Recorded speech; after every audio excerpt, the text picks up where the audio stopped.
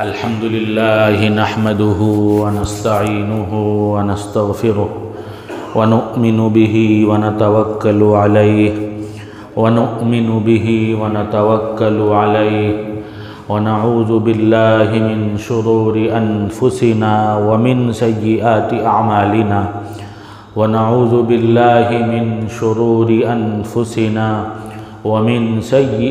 أعمالنا من يهده الله فلا مضل له ومن يضلله فلا هادي له ونشهد أن لا إله إلا الله وحده لا شريك له ونشهد أن سيدنا ومولانا محمدا عبده ورسوله أما بعد فأعوذ بالله من الشيطان الرجيم بسم الله الرحمن الرحيم سبحانك لا علم لنا إلا ما علمتنا إنك أنت العليم الحكيم وقال تعالى ذكر فإن الذكرى تنفع المؤمنين وقال تعالى ومن يطع الله ورسوله فقد فاز فوزا عظيما صدق الله العظيم وقال رسول الله صلى الله عليه وسلم من أحب سنتي فقد أحبني ومن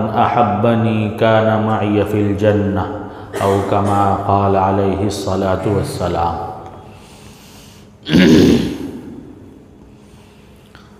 ہمارے والد صاحب حضرت مولانا منیر احمد صاحب نور اللہ مرقدہ فرمایا کرتے تھے، جب کہیں کسی دینی مجلس میں دین کی بات کچھ کہنے سننے کا موقع ملے تو انسان کو دینی بات عظمت اور احترام سے سننا چاہیے اور عمل کی نیت سے سننا چاہیے۔ یہ دو باتیں جب پائی جائیں گی تو انشاءاللہ نفع ملے گا۔ اور رسمی طور پر اعلان ہوا ہوگا، اشتہار کہیں لگ گئے ہوں گے، آپ نے سمجھا کوئی علامہ آ رہے ہوں گے، چلیں ذرا ان کی لچھے دار بات سن لیں، تو صرف اگر لچھے دار تقریر سننے کی نیت سے آئے ہیں آپ لوگ تو آپ کو مایوسی ہاتھ لگے گی، کیونکہ ہمیں لچھے دار تقریر کرنا نہیں آتا اور پھر آپ کو نفع بھی نہیں ملے گا۔ اس لیے نیت اپنی صحیح کر لیں۔ کیا نیت کر لیں؟ ایک تو پہلی بات دعا کر لیں دل میں، آپ لوگ، ہم بھی دعا کر لیں، آپ بھی دعا کر لیں، اللہ تعالیٰ نفع والی بات مجھے کہلانے کی توفیق عطا فرمائے اور مجھے بھی عمل کی توفیق دے، آپ حضرات کو بھی عمل کی توفیق دیں۔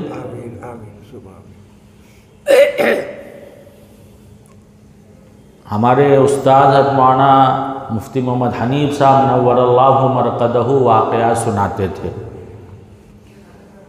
کہیں ہندوؤں کے وہاں غیر مسلموں کے وہاں پنڈت جی کی کتھا تھی، اور رات میں وہ لوگ کچھ پڑھتے نا کتھا کا، جیسے ہمارے یہاں تقریر کہی جاتی ہے، ان کے وہاں کتھا کہا جاتا ہے۔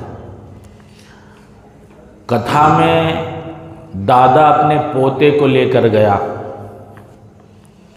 اور ہمیں کہیں بھی دینی مجالس ہو اس میں ہمیں شرکت کا موقع ملے تو اپنی آل و اولاد کو بھی اس میں شریک کرنا چاہیے، تاکہ بچپن ہی سے ان کے کان میں دین کی بات پڑتی رہے، بچپن ہی سے ان کا مزاج دینی بنا رہے۔ ہمارے ہاں حال کیا ہے؟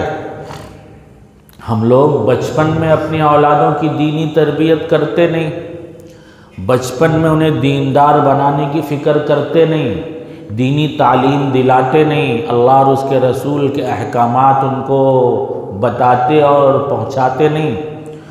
بڑے ہونے کے بعد جب وہ آپ کا حق حقوق مارتے ہیں اور ضائع کرتے ہیں، والدین کے حق حقوق کیا ہیں ان کو ہم نے سکھایا بتایا ہی نہیں تھا جب، تو بڑے ہونے کے بعد یقیناً وہ آپ کا حق ضائع کریں گے۔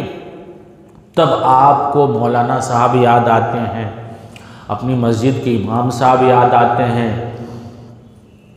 تو یہ ایک بات ہمارے والد صاحب فرمایا کرتے تھے، ادلا بدلا کی دنیا ہے۔ کیا فرماتے تھے؟ ادلا بدلا کی دنیا ہے۔ آپ نے بچپن میں اپنی اولاد کا حق مارا، بڑے ہونے کے بعد آپ کی اولاد آپ کا حق مارے گی۔ اس لیے بچپن ہی سے اپنی اولاد کو دیندار بنانے کی فکر ہے۔ بات سمجھیے گا، دیندار میں کہہ رہا ہوں، مولوی نہیں کہہ رہا ہوں۔ مولوی بنانا فرض نہیں ہے، لیکن دیندار بنانا فرض ہے۔ مولوی بنانا بھی فرض کفایہ ہے کہ اتنا آپ کے علاقے میں، آپ کے آس پڑوس میں، اتنی دور میں کوئی کم از کم مسئلہ مسائل بتانے والا عالم مفتی ہونا چاہیے، وہ فرض کفایہ ہے۔ لیکن دیندار بنانا فرض ہے دوستو بزرگوں۔ آج یہ غیر لوگ اپنی آل و اولاد کو اپنی مذہبی باتیں بتاتے ہیں، مذہبی باتیں ان کو سکھاتے ہیں، اور ان کی جو مذہبی جلسے جلوس ہوتے ہیں وہ اپنے آل اولاد کو اس میں شریک کرتے ہیں، شرکت کے لیے ساتھ لے جاتے ہیں۔ لیکن ہمارے اپنے لوگ، مسلم معاشرہ کے افراد، اول تو ہمارے افراد خود ہی ان سب جگہوں میں کم جاتے ہیں، اور اگر خود شرکت کر بھی لیا تو اپنی آل اولاد کی فکر نہیں کرتے۔ وہ خود گئے، شریک ہو گئے، سمجھتے ہیں کہ ہم نے کیا ہے، پورے گھر والوں کا فرض کفایہ ادا کر دیا۔ نہیں دوستو بزرگوں، دین سیکھنا جیسے آپ پر فرض ہے، ویسے آپ کی آل اولاد پر بھی فرض ہے۔ تو دینی مجالس میں، اہل اللہ کی صحبت میں جیسے خود شریک ہوں، اپنے آل اولاد کو بھی اس میں شرکت کرانا چاہیے۔ تو بہرحال وہ دادا اپنے پوتے کو بھی وہ کتھا میں لے گیا۔ پنڈت جی میں کتھا میں گائے ماتا کی بڑی فضیلت بیان کی، اس کی خدمت کرنے کی، اس کے کیا نام ہے، دیکھ ریکھ کرنے کی۔ ذرا کوئی اگربتی یہاں سے ہٹا دے تو اچھا تھا۔ اگربتی ہٹا تو کہیں لگا یہاں کہیں، ہاں ذرا بہت تھوڑا دور کر دے بیٹا، دور، بہت تیز ہے وہ۔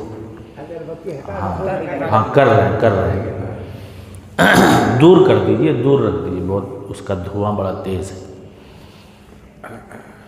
تو بہرحال گائے ماتا کی خدمت کی خوب اس نے فضائل بیان کیے۔ وہ بنیا تھا، وہ جو تھا دادا اپنے پوتے کو لے گیا تھا، بنیا تھا۔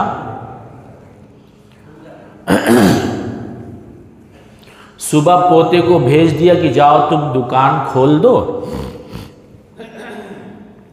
ہم تھوڑا دیر سے دکان پہ آئیں گے۔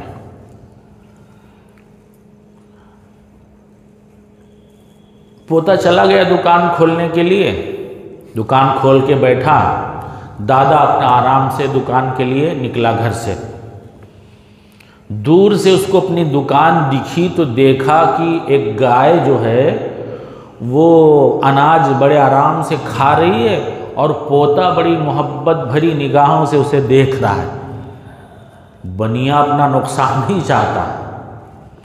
بنیا قوم، ہم لوگ تو کاروبار کرنا ہم کو نہیں آتا، یہ بنیا قوم ہمارے محلے میں ہم سے ہی کاروبار کریں گے، اور دو چار ہم سنا دیں گے تو سن بھی لیں گے، لیکن ہمارے اپنے لوگ، ان کو کاروبار کرنا نہیں آتا۔ بہرحال تو دیکھا، جلدی جلدی ہانپتا ڈانپتا پہنچا اور گائے کو بھگایا جلدی سے مار کے۔ کہنے لگا دیکھ نہیں رہے تھے گائے کھا رہی ہے، تم اس کو بھگا نہیں رہے تھے؟ تو پوتے نے کہا دادا میاں ابھی رات ہی میں تو ہم لوگوں نے کتھا سنا تھا جس میں پنڈت جی نے کہا تھا کہ گائے ماتا کی خوب خدمت کی جائے، ان کی دیکھ ریکھ کی جائے تو ہم اسی لیے اس کو، وہ کھا رہی تھی تو ہم کھلا رہے تھے۔ تو پنڈت جی نے، وہ بنی نے کہا ارے تم نے دیکھا نہیں تھا ہم لوگ کتھا سننے کیسے گئے تھے؟ پوتا پوچھ رہا کیسے گئے تھے دادا میاں؟ نہیں کہ جب ہم کتھا سننے گئے تھے تو چادر بچھا کر بیٹھے تھے۔ کیسے بیٹھے تھے؟ چادر بچھا کر بیٹھے تھے، اور جب پنڈت جی کی کتھا ختم ہو گئی تو چادر اٹھا کر سب وہیں جھاڑ دیا تھا۔ ہم عمل کی نیت سے تھوڑی ہم نے کچھ سنا تھا۔ تو آپ حضرات بھی تو اس نیت سے نہیں بیٹھے ہیں کہ جو اٹھیں گے تو جلدی جلدی دامن وامن جھاڑ دیں گے کہ جانے دو مولوی صاحب نے جو کچھ کہا بس مسجد ہی تک ہے، مسجد کے باہر نہیں، تو کوئی فائدہ نہیں ہے دوستو بزرگوں۔ عمل کی نیت سے سنیں گے تو نفع ملے گا، اور نیت صحیح نہیں ہوگی تو نفع نہیں ملے گا۔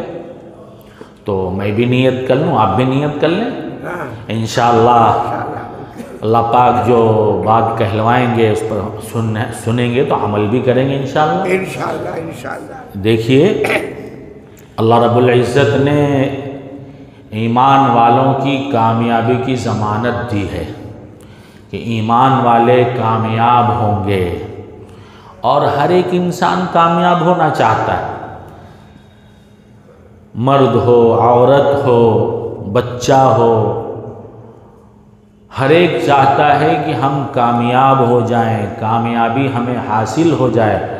ناکامی کوئی نہیں چاہتا، ناکام ہونا کوئی نہیں چاہتا۔ اللہ رب العزت فرما رہے ہیں تو کامیاب کون لوگ ہیں دوستو بزرگوں؟ کامیاب اللہ فرماتے ہیں وَمَن يُطِعِ اللَّهَ وَرَسُولَهُ فَقَدْ فَازَ فَوْزًا عَظِيمًا۔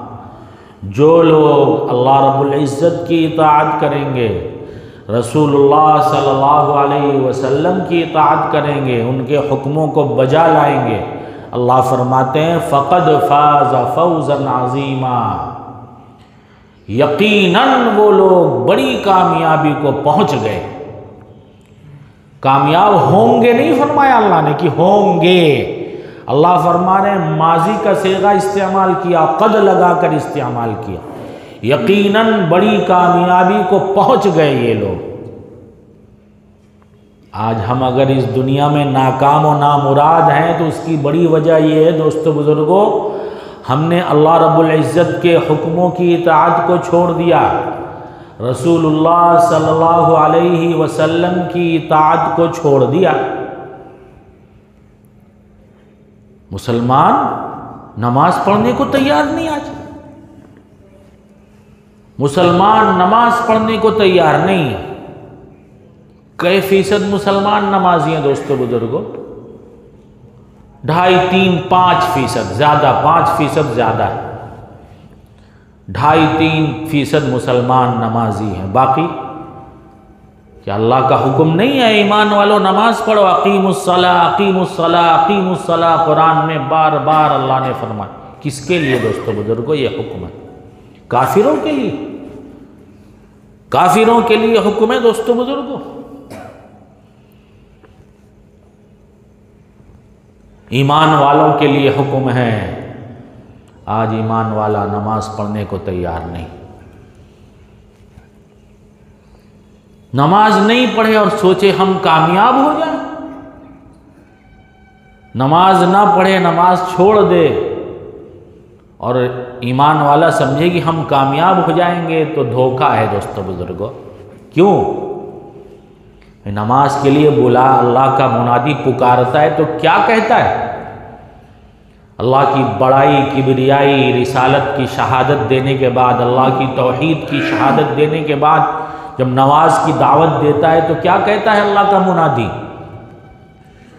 حی علی الفلاح۔ کیا کہتا ہے دوستو بزرگوں؟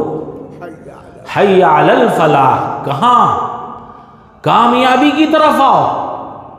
یہ مؤذن نہیں کہہ رہا ہے دوستو بزرگوں، یہ اللہ کی پکار ہے۔ مؤذن کیوں کہہ رہا ہے؟ کیونکہ اللہ کا حکم ہے میری طرف سے پکار لگاؤ، میری طرف سے گہار لگاؤ۔ تو یہ تو نائب ہے، اصل وہ آواز گویا اللہ کی آواز ہوتی۔ رب کہیں کامیابی کی طرف آؤ، مومن کہتا نہیں ہمیں تو دکان سے فرصت نہیں ہے۔ ایمان والا کیا کہتا ہے؟ ہمیں تو اپنے بال بچوں سے فرصت نہیں ہے، ہمیں تو دوست احباب سے فرصت نہیں ہے، ہمیں اپنے آفس سے فرصت نہیں ہے، ہمیں اپنے کھیت کھلیان سے فرصت نہیں، ہمیں کامیابی اپنے کھیت کھلیانوں میں نظر آ رہی ہے، مسجد میں ہم کیا کامیاب ہوں گے؟ اللہ کہیں کامیابی تمہاری مسجد میں، اور ہم کہتے نہیں ہماری کامیابی مسجدوں میں نہیں۔ تو بتائیے ایمان والا کامیاب ہوگا؟ اللہ نے کامیابی کا مدار، کامیابی کی بنیاد نماز رکھی ہے۔ میرے سامنے سجدہ ریز ہو جاؤ، ماتھا ٹیک دو، ناک رگڑ دو، ناک رگڑ کے فریاد کرو، سبحان ربی العظیم، سبحان ربی الاعلیٰ کی فریاد لگاؤ، گہار لگاؤ، تو دیکھو کامیابی تمہارا قدم چومے گی۔ ہمیں اللہ کا حکم ماننے میں شرم آ رہی ہے، ہم اللہ کے حکم کو سری ٹھکرا رہے ہیں۔ اللہ کہتے ہیں کامیاب تب ہوگے جب تم اللہ کی اطاعت کرو گے۔ باپ نماز پڑھ رہا ہے، بیٹا بے نمازی ہے، کوئی فکر نہیں، کوئی فکر نہیں، کوئی بات نہیں، کوئی بات نہیں، ابھی تو بچہ ہے، ابھی تو بچہ ہے، بالغ ہو گیا، 15 16 17 سال کا ہو گیا تو بھی بچہ نظر آتا ہے۔ اسلامی اعتبار سے، اسلامی سال کے، انگریزی سال جنوری فروری نہیں، محرم صفر والا سال، اسلامی سال سے جب بچہ یا بچی جب بالغ ہونے کی کوئی علامت نظر نہیں آئے تو بچہ اور بچی 15 سال کی اسلامی سال کے ہو گئے تو بالغ ہو جاتے ہیں، ان پر نماز فرض ہو گئی ہے۔ اب نماز اگر چھوڑ رہے ہیں تو ان پر کل کو قیامت میں پکڑ اور گرفت ہو جائے گی۔ اور اگر بچہ یا بچی، لڑکی 9 سال کے بعد کبھی بھی بالغ ہو سکتی ہے، سنیے کان کھول کر، مائیں بہنیں بیٹیاں بھی اگر سن رہی ہیں تو ابھی سنیں، آپ کی بیٹی ہے تو 9 سال کے بعد کبھی بھی اسے خون آ سکتا ہے مہینے کا، تو بالغ ہو جائے گی وہ۔ اب بالغ شریعت کی نگاہ میں چاہے وہ 10 سال کی کیوں نہ ہو، شریعت کی نگاہ میں بالغ ہو گئی، اس پر نماز فرض ہو گئی۔ اب نماز کی اگر وہ تاریخ بن رہی ہے، آپ ان کو نہیں کریں، آپ کی پکڑ ہو جائے گی۔ حدیث شریف میں آپ صلی اللہ علیہ وسلم نے ارشاد فرمایا، جب تمہارا بچہ 7 سال کا ہو جائے، مروا اولادکم بالصلاۃ وہم ابناء 7، اپنی اولادوں کو نماز کے لیے کہو، نماز کا حکم کرو جب وہ 7 سال کے ہوں۔ ان پر نماز فرض نہیں ہوئی ہے، لیکن ماں باپ پر ایک فریضہ عائد ہوتا ہے، سنیے ذرا، ماں باپ پر ایک فریضہ عائد ہوتا ہے کہ اپنی اولاد جب ان کی 7 سال کی ہو جائے، چاہے لڑکا ہو چاہے لڑکی ہو، تو کیا حکم ہے دوستو بزرگوں؟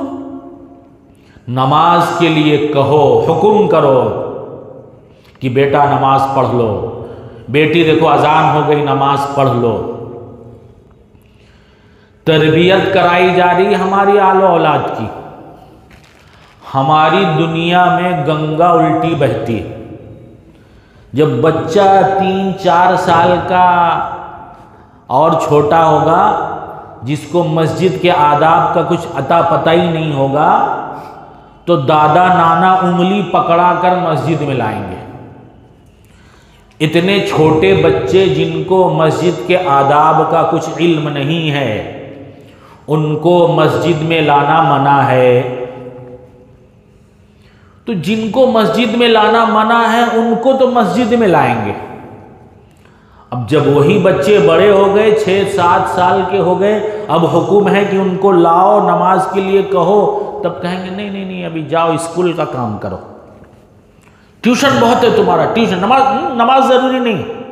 میں نے خود ہم سے ہمارے دوست نے کہا، دادا نے بالغ بچے کو، بالغ پوتے کو جو 10ویں میں تھا، کہیں گے ابھی تم کو کیا نماز کی ضرورت، ابھی تم امتحان کی تیاری کرو۔ دنیا کے امتحان کی فکر ہے، جس امتحان کی ناکامی کے بعد پھر موقع ملے گا کہ چانس ملے گا کہ اب پاس ہو جاؤ، اب پاس ہو جاؤ، اب پاس ہو جاؤ، جس امتحان کی ناکامی اور کامیابی کے بعد کوئی موقع نہیں ملنے والا، اس امتحان کی کامیابی کی آج مسلمان کو فکر ہی نہیں، نہ اپنے بارے میں نہ اپنی آل اولاد کے سلسلے میں کوئی فکر نہیں۔ تو دوستو بزرگوں، ہمیں اپنی عادات و اطوار اس سلسلے میں بدلنے کی ضرورت ہے۔ حضور صلی اللہ علیہ وسلم محبت سے درود بھیج دیں۔ آپ صلی اللہ علیہ وسلم کا نام نامی جب لیا جائے تو درود شریف پڑھنا چاہیے۔ کیا فرما رہا ہے؟ 7 سال کا ہو تو نماز کا حکم کرو، یعنی اب تربیت شروع کر دو ان کی، کیونکہ ابھی 3 سال باقی ہے کم از کم، یا اور بالغ اور دیر میں ہوا تو اور باقی رہے گا، تاکہ جب اس پر نماز فرض ہو جائے تو پہلے سے نماز کا وہ عادی ہو۔ ایسا نہیں کہ کوئی بٹن دبا دیں گے، آج نماز فرض ہوئی ابھی اور بٹن دبایا وہ نماز کا عادی بن جائے گا، ایسا تو نہیں ہوگا۔ پہلے سے جب عادی رہے گا تو فرض ہونے کے بعد بھی وہ پڑھتا رہے گا، اور پہلے سے اس بیچارے نے سنا ہی نہیں تھا کبھی نماز کے بارے میں، روزے کے بارے میں، دیگر دینی احکامات کے سلسلے میں ہم نے اس کو بتایا ہی نہیں تھا، تو بالغ ہونے کے بعد وہ فوراً سے کرنے والا نہیں بنے گا۔ تو ہمیں حکم ہے کہ بچپن سے اپنی اولاد کی تربیت کریں، ان کو دینی احکامات بتائیں، صرف نماز ہی نہیں، علماء فرماتے تمام دینی احکامات، اچھی عادات و صفات بچپن ہی سے اپنے اولاد کو بتانے اور سکھانے کی فکر کریں۔ آگے سنیے، آگے کیا فرما رہے ہیں رسول اللہ صلی اللہ علیہ وسلم، وَضْرِبُوهُمْ عَلَيْهَا وَهُمْ أَبْنَاءُ 10۔ نماز کے سلسلے میں اگر وہ کوتاہی کریں، نماز پڑھنے میں آناکانی کریں، آپ نے کہا نماز نہیں پڑھ رہے، نماز قضا کر دیا، نماز چھوڑ دیا، تو کیا فرمایا رسول اللہ صلی اللہ علیہ وسلم نے، وَضْرِبُوهُمْ عَلَيْهَا، ان کی پٹائی کرو۔ کون فرما رہا ہے؟ رحمت للعالمین صلی اللہ علیہ وسلم فرما رہے ہیں، رحمت للعالمین، جس نے کبھی اپنی ذات کے لیے کسی کو مارا نہیں، کسی کو سزا نہیں دی۔ حضرت انس رضی اللہ تعالیٰ عنہ فرماتے ہیں، میں نے 10 سال رسول اللہ صلی اللہ علیہ وسلم کی خدمت کی، بچپنے سے 10 سال کے تھے تبھی سے، بچے تھے، ان کی والدہ ام سلیم نے ان کو حضور کی خدمت میں پیش کر دیا تھا، یہ آپ کا خادم ہے۔ فرماتے ہیں کبھی کبھی حضور صلی اللہ علیہ وسلم ہمیں کسی کام کے لیے کرتے تھے تو چونکہ بچے تھے جا کے راستے میں کھیلنے لگتے تھے، دیر ہو جاتی، آپ صلی اللہ علیہ وسلم گزرتے دیکھتے ہم کھیل رہے ہیں تو ہمیں ڈانٹتے نہیں تھے، ہمیں فرمایا کبھی یہ نہیں کہا تم نے یہ کام کیوں نہیں کیا، یہ کام کیوں کر دیا۔ جس ذات عالی نے اپنے لیے کسی کو مارا نہیں، جس ذات عالی نے کسی سے اپنی ذات کے لیے بدلہ نہیں لیا، اور جو ذات عالی امت کے بچوں پر بڑی شفیق، بڑی مہربان۔ کسی زمانے میں ہم نے والد صاحب رحمت اللہ علیہ سے سنا کہ مسجد نبوی صلی اللہ علیہ وسلم میں بچوں کا داخلہ، چھوٹے بچے جو پیشاب وغیرہ کر دیتے، منع کر دیا تھا کہ مائیں اپنے چھوٹے بچوں کو نہیں لائے۔ کیوں؟ اس لیے کہ وہ پیشاب کر دیتے تو قالین خراب ہو جاتی۔ کچھ دن بچے نہیں آئے، کسی صاحب نے خواب میں زیارت ہوئی رسول اللہ صلی اللہ علیہ وسلم کو، کیا بات ہے امت کے بچے مسجد میں نہیں آ رہے ہیں، مائیں جو جماعت میں مسجد میں آتی تھیں؟ فرمایا ایسی سی بات ہے، حکومت نے منع کیا ہے، چھوٹے بچے جو پیشاب والے جو بچے مائیں لے کے آتی ہیں، ارشاد فرمایا حکومت سے کہہ دو کہ اپنی قالینیں اٹھا لیں، امت کے بچوں کو مسجد میں آنے سے ہمارے نہ روکے۔ اتنے مہربان ہیں، اتنے مہربان ہیں، پھر بھی کیا فرما رہے ہیں؟ اگر نماز نہ پڑھے تمہارا بچہ 10 سال کا بچہ تو اس کی پٹائی کرو، پٹائی۔ کیوں دوستو بزرگوں، کیوں فرما رہے ہیں؟ تاکہ جب دنیا سے وہ رخصت ہو کر قبر کی منزل جو پہلی منزل ہے، جب دنیا سے رخصت ہو کر قبر میں رکھا جائے تو اگر وہ بے نمازی ہوگا تو کیا ہوگا؟ تو قبر میں اس کو سزا دی جائے گی۔ اللہ رب العزت ایک ایسا اژدہا مسلط فرما دے گے، سانپ۔ کیسا سانپ؟ جس کے ناخن ہوں گے، دنیا میں ناخن والا سانپ نہیں ہوتا، لیکن اللہ نے قبر میں وہ ناخن والا سانپ، ایک بار اسے ڈسے گا 70 گز زمین میں گھس جائے گا انسان۔ کتنا؟ دنیا میں ایسا کوئی سانپ ہے دوستو بزرگوں؟ دنیا میں بہت زہریلے سانپوں کے بارے میں ہم نے سنا ہے کہ وہ ڈس لیتے ہیں کسی علاقے میں تو انسان، اس کا زہر اتنا تیز ہوتا ہے کہ وہ پانی ہو جاتا ہے انسان، یا فوراً مر جاتا ہے۔ دنیا کے سانپوں کا زہر کتنا بھی خطرناک ہو تو بہت انسان کیا ہوگا؟ مر جائے گا۔ لیکن وہ جو قبر میں وہ اسے ڈسے گا نا، مرے گا نہیں، 70 گز زمین میں دھنس جائے گا، اور وہ سانپ کہے گا کہ مجھ کو میرے رب نے تجھ پر مسلط کیا ہے۔ کیوں؟ جو تم نے نماز چھوڑا تھا نا، صبح کی نماز چھوڑنے کی وجہ سے ظہر تک مارے جاؤں، ظہر کی نماز چھوڑنے کی وجہ سے عصر تک تجھے مارتا جاؤں۔ اس بڑے عذاب سے بچانے کے لیے، اس بڑے عذاب سے بچانے کے لیے رسول اللہ صلی اللہ علیہ وسلم نے کیا فرمایا؟ اے امت کے باپو، امت کی ماؤں، دنیا میں ہی 2-4 تھپڑ رسید کر دو اپنی آل اولاد کو، تاکہ وہ جب نمازی بن جائے گا تو قبر کے اس بڑے عذاب سے بچ جائے گا۔ تو یہ زیادہ شفقت ہے، بڑی تکلیف سے بچانے کے لیے چھوٹی تکلیف دے دینا شفقت ہے۔ ارے بھائی، پھوڑا کسی کو نکل جائے، اللہ سب کی حفاظت فرمائے، اب ہم ڈاکٹر کے پاس لے جائیں گے، ڈاکٹر نے دوا تجویز کیا کہ نہیں اس کو چیرنا پڑے گا، ہم کہیں نہیں ڈاکٹر صاحب ہمارے بیٹے کو چیرا بالکل مت لگائیے۔ ڈاکٹر کہے گا کہ ارے بھائی اگر اس پہ چیرا نہیں لگائیں گے، اس کو چیر پھاڑ نہیں کریں گے، یہ ناسور بن جائے گا، کینسر بن جائے گا، تو ہم کیا کہیں گے؟ او اس بڑے تکلیف سے بچانے کے لیے چھوٹا سا ایک آپریشن کر دیجئے تاکہ وہ ناسور نہ ہونے پائے۔ تو یہ شفقت ہے، یہ اس پر ظلم نہیں ہے، چھوٹی تکلیف دے کر بڑی تکلیف سے بچانا۔ تو رسول اللہ صلی اللہ علیہ وسلم نے کیا فرمایا دوستو بزرگوں؟ کہ اپنی آل و اولاد کی دینی تربیت کرو، انہیں دیندار بنانے کی فکر کرو، انہیں مسلمان بنانے کی فکر کرو، ان کے دین کی حفاظت کی فکر کرو، انہیں دینی تعلیم دلاؤ، اللہ رسول کی پہچان کرواؤ، والدین کے حق حقوق کیا ہوتے ہیں ان کو بچپن میں بتاؤ، تاکہ جب وہ بالغ اور بڑے ہو جائیں، جب ماں باپ کے حق حقوق کی ادائیگی کا موقع آئے تو وہ لوگ اپنے والدین کا حق ادا کرنے والے بنیں،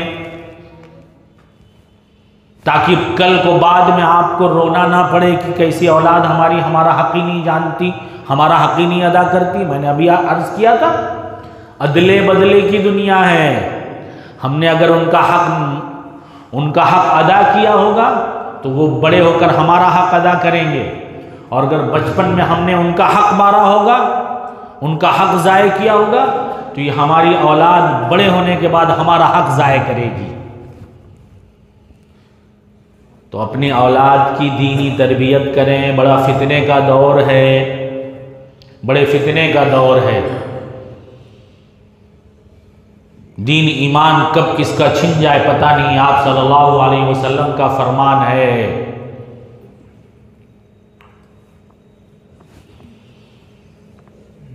کہ لوگوں پر فتنوں کا اتنا ظہور ہوگا، ایسا فتنے یکے بعد دیگرے ایسا نازل ہوں گے کہ صبح میں انسان مسلمان ہوگا، شام کو کافر ہو جائے گا، شام کو مسلمان ہوگا تو صبح کافر ہو جائے گا۔ آج دیکھ لیجئے کیا ہو رہا ہے، کیسے کیسے فتنے نورنما ہو رہے ہیں۔ اسلامی نام رکھ کر، مسلمانی نام رکھ کر ہمیں ہماری آل اولاد نسلوں کو بہکایا جا رہا ہے، دین سے دور کیا جا رہا ہے۔ کہیں کوئی عیسیٰ کا دعویٰ کر رہا ہے، مہدی ہونے کا دعویٰ کر رہا ہے،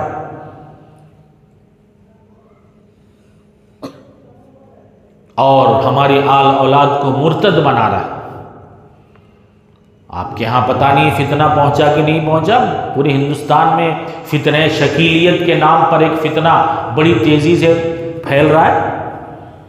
شکیل بن حنیف نامی ایک شخص، ملعون شخص، جو اپنے آپ کو کہہ رہا ہے کہ میں عیسیٰ بھی ہوں، میں مہدی بھی ہوں۔ اب بتائیے کسی کی عقل پر پردہ پڑ گیا ہو تو ہی وہ یہ بات مان لے، ایک آدمی دو کیسے ہو سکتا ہے؟ یہیں سے سمجھ میں آ گیا کہ یہ غلط ہے۔ اور دوسرے آقا مولا محمد الرسول اللہ صلی اللہ علیہ وسلم نے ہر ایک چیز صاف صاف بتا دیا۔ بالکل حضرت مہدی تشریف لائیں گے، لیکن رسول اللہ صلی اللہ علیہ وسلم نے بتا دیا کہ دیکھو وہ مہدی میرے ہم نام ہوں گے، محمد ہوں گے۔ مہدی کے ابا کا نام میرے ابا کے نام کی طرح ہوگا، عبداللہ ہوگا، محمد بن عبداللہ ہوگا۔ وہ فاطمی یعنی سید ہوں گے، میری نسل کے ہوں گے، قریشی ہوں گے۔ یہ تو بہار کے گاؤں رتن پور، عثمان پور رتن پور کا رہنے والا، جس کا نام ہی حنیف ہے، شکیل ہے، شکیل بن حنیف، یہیں سے فیل ہو گیا کہ یہ مہدی نہیں ہے۔ اور امام مہدی کا ظہور تو مکہ مکرمہ میں ہوگا۔ کہاں ہوگا دوستو بزرگوں؟ مکہ مکرمہ میں ہوگا۔ وہ کوئی خلیفہ کا انتقال ہوگا، مدینہ پاک میں لوگ باغ جو ہیں انہی کے ہاتھ پر بیعت کرنا چاہیں گے، یہ مدینہ پاک سے بھاگ لیں گے، ان کو مرتبہ نہیں چاہیے۔ آج ہم میں سے ہر ایک رتبہ تلاش کرتا ہے، ہم فلاں کے جانشین بن جائیں، ہم فلاں کے یہ بن جائیں، ہم فلاں کے وہ ہو جائیں۔ عمل سے جو کچھ بھی ہوتا ہے انسان عمل سے ہوتا ہے، عمل کرتا رہے، خود بخود مرتبہ مقام اللہ رب العزت عطا فرماتے ہیں۔ آرزو اور تمنا سے کچھ نہیں ملا کرتا کسی کو۔ تو وہ وہاں سے مدینہ پاک سے نکل کر مکہ مکرمہ پہنچ جائیں گے، کعبۃ اللہ کا طواف کر رہے ہوں گے، وہاں علماء کے امت کے علماء، اتقیاء، اولیاء اللہ انہیں پہچان کر خود زبردستی ان کے ہاتھ پر بیعت کریں گے کہ نہیں ہم آپ کے ہاتھ پر بیعت کرتے ہیں، آپ ہی امام مہدی ہیں۔ وہ خود نہیں کہیں گے کہ میں فلاں ہوں، میں ڈھکا ہوں، میں ایسا ہوں، میں ویسا ہوں۔ ان سے بیعت مکہ مکرمہ میں امت کے لوگ خود لیں گے۔ اور یہ انڈیا کے فلانے صوبے میں، اب تو یہاں مہاراشٹرا کے علاقہ اورنگ آباد، وہاں اس نے اپنا ٹھیہا بنایا ہے اور اپنے ایجنٹ لوگوں کو یہاں وہاں بھیج رکھا ہے کہ جاؤ میری طرف سے بیعت لو۔ امام مہدی کے ایجنٹ یہاں وہاں نہیں جائیں گے، وہ خود ان کے ہاتھ پر براہ راست بیعت لی جائے گی۔ اور وہ بھی کہاں لی جائے گی دوستو بزرگوں؟ مکہ مکرمہ میں۔ اور عیسیٰ علیہ السلام کا نزول ہوگا ملک شام جامع اموی پر، وہ یہاں اورنگ آباد میں نہیں آئیں گے، اس مسجد پر۔ اور عیسیٰ علیہ السلام ان کے تو ابا ہیں ہی نہیں، اس کے تو ابا ہیں نالائق کے، اس کے تو ابا ہیں، تو یہ عیسیٰ کہاں ہوا؟ اب بتائیے امت کے نوجوان، اور ایک بات یاد رکھیے، اس کا ایک بڑا فتنہ یہ ہے، اس کے لوگ اپنے لوگوں کو جب کہیں لوگوں میں اس کی تبلیغ کرتے ہیں تو بھولے بھالے نوجوان جب پھنس جاتے ہیں ان کے پھندے میں تو کہتے ہیں کہ دیکھو عالموں سے بات نہیں کرنا، سنیے ذرا، علماء سے یہ لوگ کاٹتے ہیں لوگوں کو، شیطان بھی لوگوں کو علماء سے کاٹتا ہے۔ کیوں کاٹتا ہے؟ کہ اسے پتہ ہے کہ یہ عالم کے پاس پہنچ گیا تو میرا وار فیل ہو جائے گا۔ ایک بار شیطان نے جو ہے اپنا تخت جمایا تھا، وہ اپنے لوگوں سے ان کی کارگزاری لے رہا تھا، تم نے کیا کیا، تم نے کیا کیا، تم نے کیا کیا۔ کسی نے کہا ہم نے قتل کروا دیا، کسی نے کہا ہم نے ٹاکا ڈلوایا، کسی نے کہا ہم نے زنا کروا دیا، بڑے بڑے گناہوں کا۔ کوئی بات، ٹھیک ہے ٹھیک ہے ٹھیک ہے۔ ایک نے آیا کہا طالب علم مدرسہ پڑھنے جا رہے تھے، ہم نے ان کو بہکا دیا، پڑھنے نہیں جانے دیا۔ واہ واہ واہ واہ واہ واہ، خوب کام کیا تم نے۔ سب نے کہا یہ لو علم دین حاصل کرنے جا رہے تھے، ان کو علم دین سے روک دیا، یہ کیا بڑا کام کیا۔ تو وہ ان کا سردار ہے سمجھ گیا کہ یہ لوگ ہم سے ناخوش ہیں، کہا چلو ہمارے ساتھ چلو۔ ابھی دیکھو ایک عالم کا مقام، ایک غیر عالم کا مقام۔ گدھا لیا، ساتھ میں گدھا لیا۔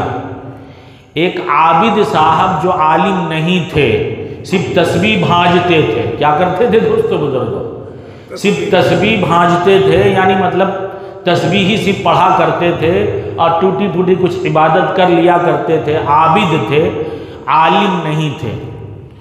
عشاء کے بعد رات میں ان کا دروازہ کھٹکھٹایا، اندر سے عابد صاحب نے پوچھا کون؟ کہنے لگا میں جبریل امین ہوں۔ کیا کہنے لگا؟ جبریل امین ہوں، اللہ تعالیٰ آپ کی عبادت سے بہت خوش ہیں، براق بھیجا ہے آپ سے ملاقات کے لیے، آئیے اللہ تعالیٰ آپ سے ملاقات کرنا۔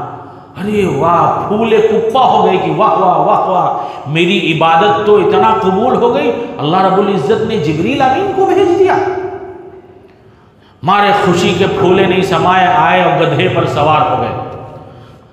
وہ ابلیس اس گدھے پر ان کو بٹھا کر شہر کے کنارے لیتے لیتے، جہاں گھور، گاؤں دیہات میں گھور، وہ جو بیل وغیرہ کے وہ لید پھینکی جاتی ہے، گوبر پھینکے جاتے، گاؤں میں ہمارے یوپی والے اس کو گھور کہتے، یہاں والے پتہ نہیں کیا کہتے ہیں۔ تو جہاں گائے وائے کا گوبر پھینکا جاتا ہے وہ گھور پہ لے گیا، پٹک دیا، کہنے لگا تمہاری معراج یہی ہے۔ کیا کہا؟ تمہاری معراج یہی ہے۔ اس کے بعد پھر نکلا، ایک عالم صاحب کا دروازہ ٹھوکا، اندر سے عالم صاحب نے کہا کون؟ کہنے لگا جبریل امین، اللہ تعالیٰ آپ سے بہت خوش ہیں، براق بھیجا ہے آپ سے ملاقات کے لیے۔ کبڑی لے کر نکلے، کہے لا حول ولا قوت، مردود، بھاگ یہاں سے، بھگا دم دبا کر بھاگا۔ بعد میں کہا دیکھا عالم اور غیر عالم کا فرق؟ ایک غیر عالم ہوگا اس کو تم کہیں بھی کسی بھی طرح دین سے دور کر سکتے ہو، اللہ سے اس کا رشتہ کاٹ سکتے ہو، اور اگر علم دین اسے حاصل کیا ہوگا تو پھر تم اس کو دین سے دور نہیں کر سکتے، اللہ سے رشتہ کاٹ نہیں سکتے۔ یہ شیطان بھی، یہ ابلیس جو کیا نام ہے، شکیل بن حنیف کے نام سے فتنہ یہ ابلیس ہے، اس کے ایجنٹ لوگ بھی ہمارے نوجوانوں کو کیا کہتے ہیں؟ دیکھو عالم صاحب لوگوں کے پاس مت جانا، یہ سب بات ان سے مت پوچھنا۔ کیوں؟ کیونکہ جب ہمارا نوجوان عالم کے پاس آئے گا اور عالم اپنے علم کی روشنی میں رسول اللہ صلی اللہ علیہ وسلم کی ہدایات کی روشنی میں یہ سب باتیں بتائے گا تو سمجھ جائے گا کہ یہ تو ملعون مردود ہے، یہ کیا ہے؟ امت کا ابلیس ہے جو امت کے نوجوانوں کو گمراہ کر رہا ہے۔ تو دوستو بزرگوں، اپنی اولادوں کو علم دین سکھائیے اور خود بھی علماء سے جڑے رہیے، اپنی آل اولاد کو بھی علماء سے جوڑیے۔ کوئی بھی دینی مسئلہ، ہمارے والد صاحب رحمۃ اللہ علیہ فرمایا کرتے تھے، جیسے تمہارا کوئی فیملی کیا نام ہے ڈاکٹر ہوتا ہے، جیسے تمہارا کوئی فیملی ڈاکٹر ہوتا ہے، آپ جسمانی صحت کے سلسلے میں کچھ بھی ہوا فوراً اس سے رجوع ہوتے ہیں، فوراً اس کے رابطہ کرتے ہیں، فرمایا ایسے ہی اپنا کوئی فیملی عالم اور مفتی بناؤ، دینی اعتبار سے کہیں بھی کوئی بات پیش آ جائے فوراً ان سے رابطہ کرو۔ جب علماء سے رابطے میں رہیں گے تو یہ امت کے ابلیس اور یہ لوگوں کو گمراہ کرنے والے لوگ آپ کو گمراہ نہیں کر سکتے۔ اس لیے میں عرض کر رہا تھا اپنی آل اولاد کو علم دین سکھائیے۔ اور دوستو بزرگو، اللہ رب العزت نے جن باتوں کے کرنے کا ہمیں حکم دیا ہے ان کو ہم بجا لائیں۔ ایمان کے بعد عمل صالح بہت ضروری ہے۔ ایمان کے بعد کیا ہے؟ عمل صالح بہت ضروری ہے۔ جہاں جہاں اللہ رب العزت نے ایمان کا تذکرہ کیا، آمنو اس کے ساتھ ساتھ عمل الصالحات کا بھی تذکرہ کیا۔ ایمان لائے اور عمل صالح کیا۔ آج مسلمان صرف ایمان لانے کے بعد مطمئن ہے۔ اگر عمل کی ضرورت نہیں تھی تو نماز کا حکم نہیں دیا جاتا، عمل کی ضرورت نہیں تھی تو روزے کا حکم نہیں دیا جاتا، عمل کی ضرورت نہیں تھی تو حج کا حکم نہیں دیا جاتا، عمل کی ضرورت نہیں تھی تو زکوٰۃ کا حکم نہیں دیا جاتا، عمل کی ضرورت نہیں تھی تو والدین کے ساتھ حسن سلوک کا حکم نہیں دیا جاتا، عمل کی ضرورت نہیں تھی تو یتیموں، کمزوروں، بیواؤں ان کے ساتھ حسن سلوک کا حکم نہیں دیا جاتا۔ لیکن یہ سب اللہ نے حکم دیا ہے، نماز پڑھو، روزہ رکھو، حج زکوٰۃ ادا کرو، یتیموں کا حق نہیں مارو، ان کے ساتھ حسن سلوک کرو، والدین کا حق ادا کرو، پڑوسیوں کے حقوق ادا کرنے کی فکر اور کوشش کرو۔ یہ سب احکامات اللہ نے کیوں دیے ہیں؟ پتہ چلا یہ سب کرنا ضروری ہے۔ آج مسلمان عملی اعتبار سے بڑا کوتاہ ہے۔ میں نے عرض کیا نماز پڑھنے کو تیار نہیں مسلمان۔ رمضان المبارک میں ایک زمانہ تھا کہ مسلمان رمضان میں کھانا پینا عیب سمجھتا تھا، بیمار آدمی بھی چھپ چھپا کر کھاتا تھا۔ اب زمانہ ایسا آ گیا، ہم نے سنا ہے کہ لوگوں کے مسلمان غیر مسلموں کی بات نہیں کر رہا ہوں دوستو بزرگوں، مسلمان گھروں میں رمضان میں کھانے پکتے ہیں۔ بتائیے غیرت مردہ ہو گئی۔ کسی نے دیکھا بغداد کا یہودی جنت میں پھر رہا، بتائیے یہودی اور جنت میں۔ کسی نے کہا ارے یہ کیا، تم اور جنت میں، اسلام کا دشمن جنت میں پھر رہا، یہ کیسے؟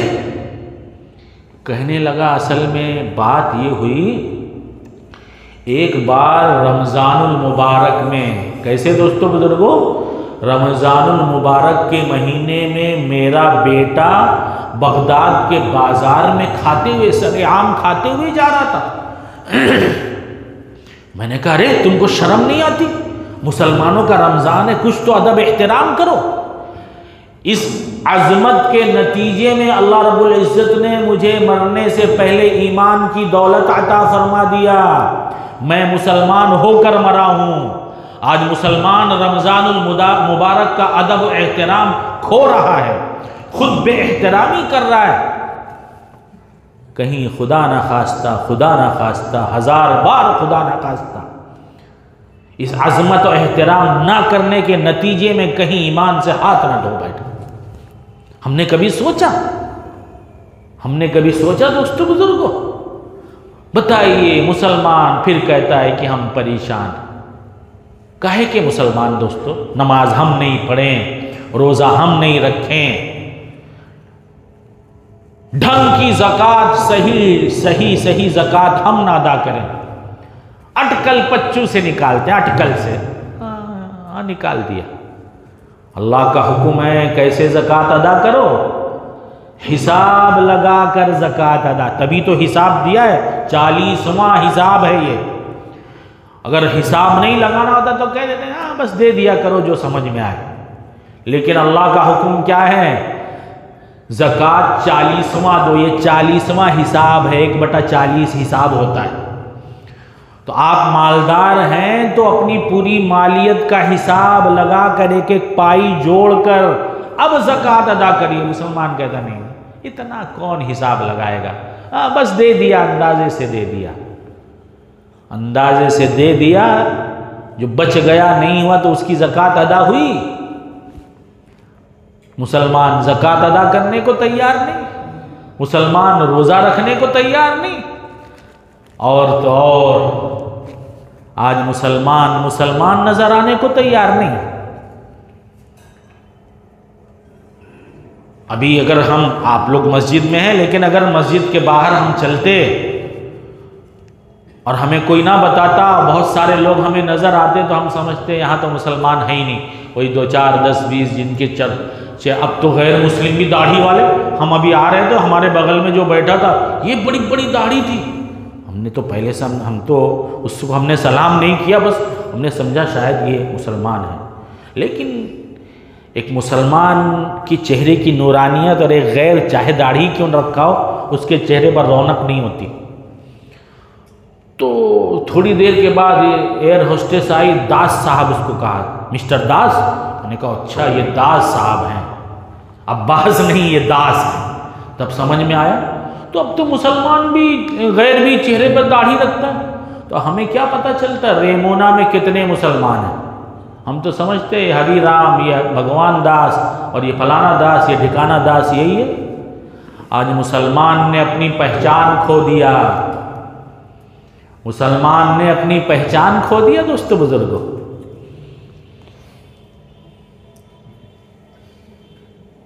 ہمارے ساتھ جو ایک ظاہری سنت دنیا سے جاتی ہے، وہ کون سی سنت ہوتی ہے دوستو بزرگوں؟ چہرے کی داڑھی کی سنت۔ آج مسلمان داڑھی رکھنے کو تیار نہیں، کہتا ہے ہمیں یہود سے نفرت، کیا کہتا ہے؟ اسرائیلیوں سے نفرت، شکل اسرائیلیوں جیسی بنائے ہوئے ہے، لباس اسرائیلیوں جیسا پہن رہا ہے، صبح جب اٹھ رہا ہے تو سب سے پہلے کام کون سا کر رہا ہے مسلمان؟ ٹوتھ برش استعمال کر رہا ہے، ٹوتھ اور برش۔ برش کس کا طریقہ ہے دوستو بزرگوں؟ یہود و نصارہ کا۔ ہمارے نبی صلی اللہ علیہ وسلم کا طریقہ کیا ہے؟ مسواک کرنا، مسواک۔ ہمارے نبی کی سنت کیا ہے دوستو بزرگوں؟ مسواک ہے۔ مسواک کی سنت ہم اپنے آپ سے اپنے گھروں میں ہم رائج کرنے کی فکر کر رہے ہیں دوستو۔ ابھی مغرب کی نماز ماشاءاللہ آپ لوگوں نے پڑھا، چلیے آج آزمائش ہو جائے ہماری اور آپ کی، ہم اپنی بھی لیں، آپ کی بھی لیں۔ کس نے مغرب کی نماز میں مسواک کے ہاتھ اٹھائیے ذرا؟ ہم نے کیا الحمدللہ، الحمدللہ ہم نے کیا۔ دیکھیے 4 لوگوں نے صرف، 5، اتنے سارے لوگوں میں کم سے کم 100 لوگ ہو گئے کہ نہیں آپ لوگ؟ 100 لوگ تو کم سے کم لگتا ہے ہو گئے انشاءاللہ۔ 100 لوگوں میں صرف 5 لوگوں نے مغرب کی نماز میں مسواک کیا۔ ہمارے نبی صلی اللہ علیہ وسلم کو مسواک اتنی محبوب تھی، اتنی محبوب تھی، ارشاد فرمایا اگر میری امت پر شاق نہ ہوتا، یہ چیز ان کو مشقت میں ڈالنے والی نہ ہوتی، تو میں ہر نماز میں مسواک کو ضروری فرض قرار دے دیتا۔ فرض تو نہیں ہے۔ کاروباری کوئی ہے بھائی اس میں؟ دکان والا کوئی ہے؟ ذرا ہاتھ اٹھائے، دکان والا ہے؟ ہاں ماشاءاللہ۔ آپ کوئی سامان لائیں 100 روپے میں خریدیں اور لگے، آپ اس کے بعد آپ کو کہیں سے پتہ چل جائے یہ 100 والا 2500 میں بکے گا، یہ 100 والا کتنے میں بکے گا دوستو؟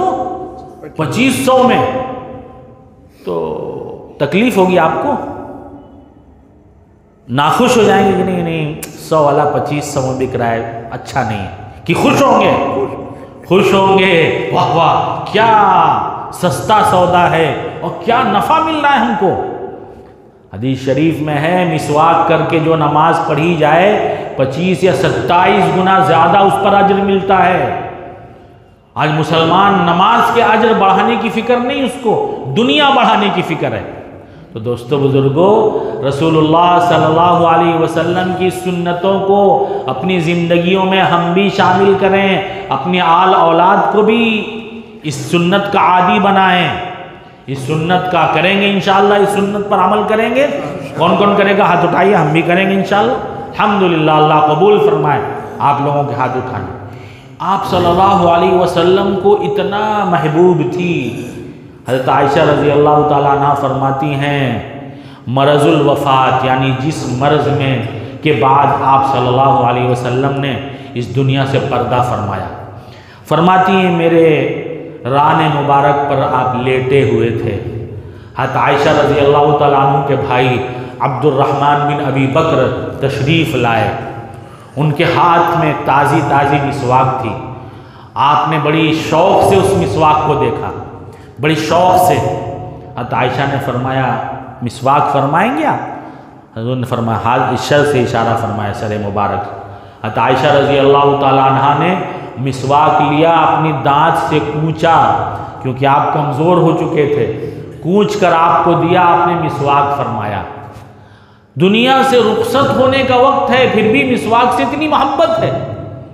آج ہم مسلمانوں کو رسول اللہ صلی اللہ علیہ وسلم کے طور طریقوں سے محبت نہیں، چہرے پر داڑھی سجانے سے محبت نہیں، لباس اسلامی مسلمان بنانے سے محبت نہیں، غیروں کا طور طریقہ، غیروں کے طور طریقے سے ہمیں محبت ہے۔ سنت اختیار کریں گے۔ کیا میں نے وہ آیت پڑھی تھی، اللہ فرماتے ہیں کامیاب کون ہوگا دوستو بزرگوں؟ کامیاب وہ لوگ ہوں گے جو اللہ اور اس کے رسول کی اطاعت کریں گے۔ حدیث شریف میں آپ صلی اللہ علیہ وسلم نے فرمایا من احب سنتی فقد احبنی، جس نے میری سنت سے محبت کیا، محبت کی جاتی ہے، محبت کا دعویٰ نہیں کیا جاتا۔ محبت جو ہوتی ہے وہ خود بخود ہو جاتی، دعویٰ نہیں کیا جاتا اس کا ہمیں فلانے سے محبت ہے، ہمیں فلانے سے محبت ہے، نہیں۔ محبت کرنے کے بعد عاشق کے عادات و اطوار خود بخود بدل جاتے ہیں۔ اور کوئی عربی شاعر کہتا ہے ان المحب لمن يحب مطیع، جو انسان کسی سے محبت کرتا ہے تو محبوب کا وہ مطیع فرما بردار بن جاتا ہے۔ ہمیں اگر اپنے حبیب صلی اللہ علیہ وسلم سے محبت، حقیقی محبت ہو، تو ہم آپ صلی اللہ علیہ وسلم کے فرما بردار بن جائیں، سچے فرما بردار، سنتوں کے عاشق بن جائیں، سنتوں کے عامل بن جائیں، سنتوں کو ہم اپنی زندگیوں میں زندہ کرنے والے بن جائیں دوستو بزرگوں۔ تو مسواک بڑی محبوب تھی آپ صلی اللہ علیہ وسلم کو۔ آپ صلی اللہ علیہ وسلم کے بارے میں آتا ہے، فرماتے ہیں گھر میں داخل ہوتے تو مسواک کرتے ہوئے داخل ہوتے، مسواک فرماتے، کھانا کھانے بیٹھتے تو کھانے سے پہلے مسواک فرماتے، کھانے سے فارغ ہو جاتے تو مسواک فرماتے، اور 5 وقتہ نماز کے وقت تو مسواک کرتے ہی کرتے تھے۔ اور میں نے پڑھا کہ رات میں اگر نیند کھلتی تھی آپ صلی اللہ علیہ وسلم کی تو بھی مسواک فرمایا کرتے تھے۔ کتنی مسواک سے محبت تھی دوستو بزرگوں۔ اور مسواک کا سب سے بڑا نفع کیا ہے؟ مسواک کا سب سے بڑا نفع یہ ہے کہ موت کے وقت کلمہ طیبہ زبان سے جاری ہوگا۔ ایک ایمان والے کے لیے اس سے بڑھ کر کوئی چیز ہو ہی نہیں سکتی دوستو بزرگوں، کیونکہ آپ صلی اللہ علیہ وسلم نے فرمایا جس انسان کا آخری کلمہ لا الہ الا اللہ ہوگا، دنیا سے جاتے ہوئے آخری کلمہ کیا ہوگا دوستو بزرگوں؟ لا الہ الا اللہ ہوگا، دخل الجنہ، وہ جنت میں داخل ہوگا۔ اللہ تعالی ہم سبوں کو آخری وقت کلمہ طیبہ کی ورد کی توفیق عطا فرمائے، خاتمہ بالخیر نصیب فرمائے۔ تو دوستو بزرگوں کتنا بڑا نفع ہے ایک ایمان والے کے لیے کہ مسواک کا فائدہ ملے گا، کہ اسے کیا ملے گی دوستو بزرگوں؟ خاتمہ بالخیر ہوگا، ایمان پر دنیا سے رخصت ہوگا۔ اور ہمارے معاشرے کا ایک عجب تماشا ہو گیا دوستو بزرگوں، وہ کسی نے کہا تھا شعر شاعری ہم کو آتی نہیں، ایک آدھ شعر ایسے یاد ہو گئے ہیں. لا حول ولا قوت، کیا الٹا زمانہ ہے، عورت تو مردانہ اور مرد زنانہ ہے. مرد زنانے بن گئے، عورتیں مردانی بن گئی. مردوں کو حکم ہے، حدیث شریف میں ہے عزرت المؤمن نصف الساق، مومن کا ازار یعنی جو بھی وہ پہنتا ہے، ازار پہنے، پاجامہ پہنے، لنگی پہنے، پینٹ پہنے، جو کچھ لباس وہ پہن رہا ہے اس کا لباس کیا ہونا چاہیے؟ آدھی پنڈلی تک ہونا چاہیے. اصل تو سنت آدھی پنڈلی، اور اگر اتنے میں اسے کچھ شرم عیب محسوس ہوتا ہے تو تھوڑا نیچے اور کر لے، لیکن ٹخنا نہیں چھپائے.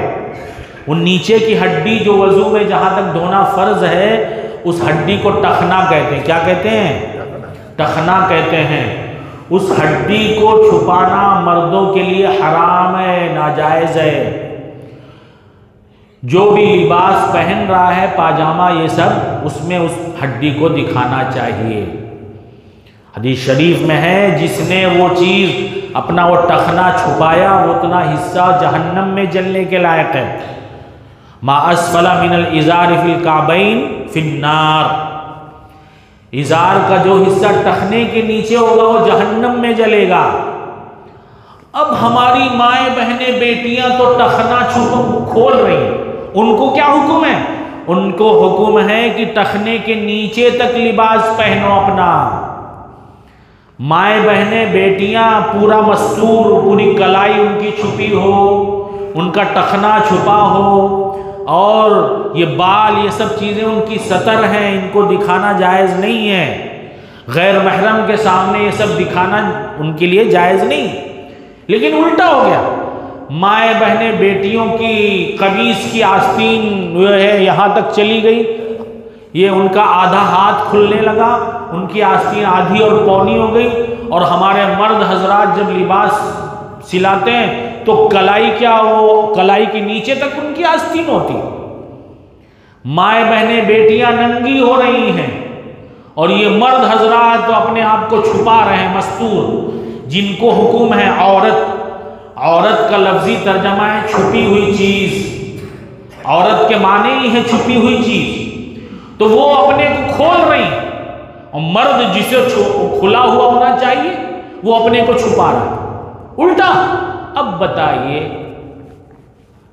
میں ایک سوال کیا کرتا ہوں اپنے دوستوں سے، آپ لوگوں سے بھی، عورتوں سے بھلا کوئی ڈرا ہے دوستو بزرگوں؟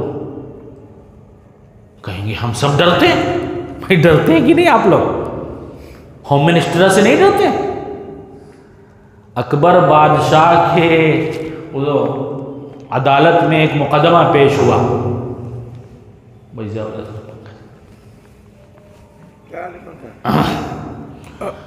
وہ اکبر نے اس کی پھانسی کا فیصلہ دے دیا. شاید دھوبی تھا کوئی، اس نے کچھ کیا تھا، تو اکبر بادشاہ نے اس کی پھانسی کا فیصلہ کر دیا کہ اس کو پھانسی دی جائے. دھوبن جودھا بائی کے پاس پہنچ گئی، لگی رونے دھونے. عورت کا آنسو، اور وہ بھی عورت کے سامنے، نہیں آپ کو بچانا ہوگا ہمارے میاں کو.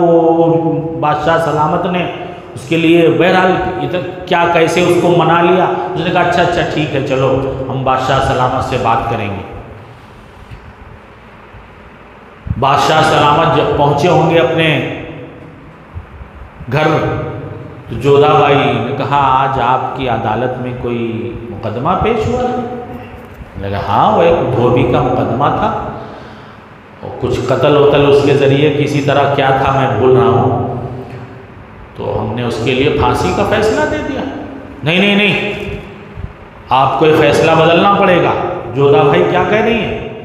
آپ کو یہ فیصلہ بدلنا پڑے گا. ارے اب ہم فیصلہ دے چکے ہیں، آپ نہیں کچھ بھی ہو کیسے بھی ہو آپ کو یہ فیصلہ اپنا واپس لینا پڑے گا. کہنے لگا بادشاہ سلامت نے فیصلہ دے دیا، اب ہم واپس کیسے لیں؟ کچھ بھی ہو. اب بڑا پریشان ہو کہ اب ہم عورت کی وجہ سے اپنا فیصلہ واپس لے لیں تو لوگ کیا کہیں گے؟ اکبر اور عورت سے ڈر رہا، اکبر اور عورت سے ڈر رہا. وزیر سے ملاقات کیا، کہا بھائی بڑی پریشانی میں ہم آ گئے، ایسا ایسا ہو گیا۔ کہنے لگا بادشاہ سلامت، یہ کیا بات ہوئی؟ سبھی لوگ اپنی عورت سے ڈرتے ہیں۔ وزیر کیا کہہ رہا ہے؟ سبھی لوگ اپنی عورت سے ڈرتے ہیں، ہاں ایسا؟ کہنے لگا اگر ایسا آپ کو اگر امتحان لینا ہے، صبح جب وزراء سب آئیں تو آپ اس میں ایک اعلان کر دیجئے۔ کیا اعلان کر دیجئے؟ جو لوگ اپنی بیویوں کی بات مانتے ہیں سنتے ہیں ایک طرف ہو جائیں، جو نہیں مانتے وہ دوسری طرف ہو جائیں۔ کہا اچھا ایسی بات ہے۔ دوسرے دن جب دربار سجا اور تمام وزراء آ گئے تو کسی نے اعلان کیا کہ بھائی بادشاہ سلامت کی طرف سے اعلان ہے کہ جو لوگ اپنی بیویوں کی بات مانتے ہوں، منسٹر کی سنتے ہیں، وہ لوگ کنارے ہو جائیں، اور جو نہیں مانتا وہ دوسرے کنارے چلا جائے۔ تمام وزراء جتنے تھے کنارے ہو گئے، ایک وزیر الگ تھا۔ جتنے لوگ تھے سب ایک طرف چلے گئے، صرف ایک وزیر الگ کھڑا تھا۔ بادشاہ حیرت میں پڑ گیا، واہ بھائی واہ، ایک بہادر تو نکلا، ایک بہادر تو نکلا کہ وہ بیوی کی نہیں سن رہا۔ کہنے لگے، بادشاہ نے کہا بھائی کیا بات ہے، آپ بیوی کی نہیں سنتے؟ کہنے لگے نہیں حضور سلام، بادشاہ سلام، بات یہ ہے کہ ہماری بیوی نے کہا تھا جہاں سب لوگ جائیں گے وہاں تم مت جانا۔ تو بھائی ہوم منسٹر کے آگے تو چلتی نہیں ہم میں سے کسی کی۔ ہوم منسٹر نے اگر ذرا وہ کچھ کر دیا تو گھر کا نظام ہی بگڑ جائے گا۔ اکبر الہ آبادی نے کہا ہے، اکبر کبھی ڈرے نہیں برٹش کی فوج سے، لیکن تباہ ہو گئے بیوی کی نوج سے۔ بیوی بہرحال اللہ نے ایک عجیب مخلوق بنائی ہے، بہت ساری ان کی خوبیاں بھی ہیں۔ بہرحال ہم نے اپنے آپ کو عورتوں جیسا بنا لیا ہے، تو آج ہماری دنیا سے جو ہمارا ایک اسلامی رعب تھا، دبدبا تھا، خوف تھا، وہ لوگوں کے دلوں سے نکل گیا۔ ہم عورت بن گئے، عورتوں سے کوئی نہیں ڈرا کرتا، مرد کی مردانگی سے لوگ ڈرتے۔ اب ہم مرد رہ ہی نہیں گئے دوستوں بزرگوں۔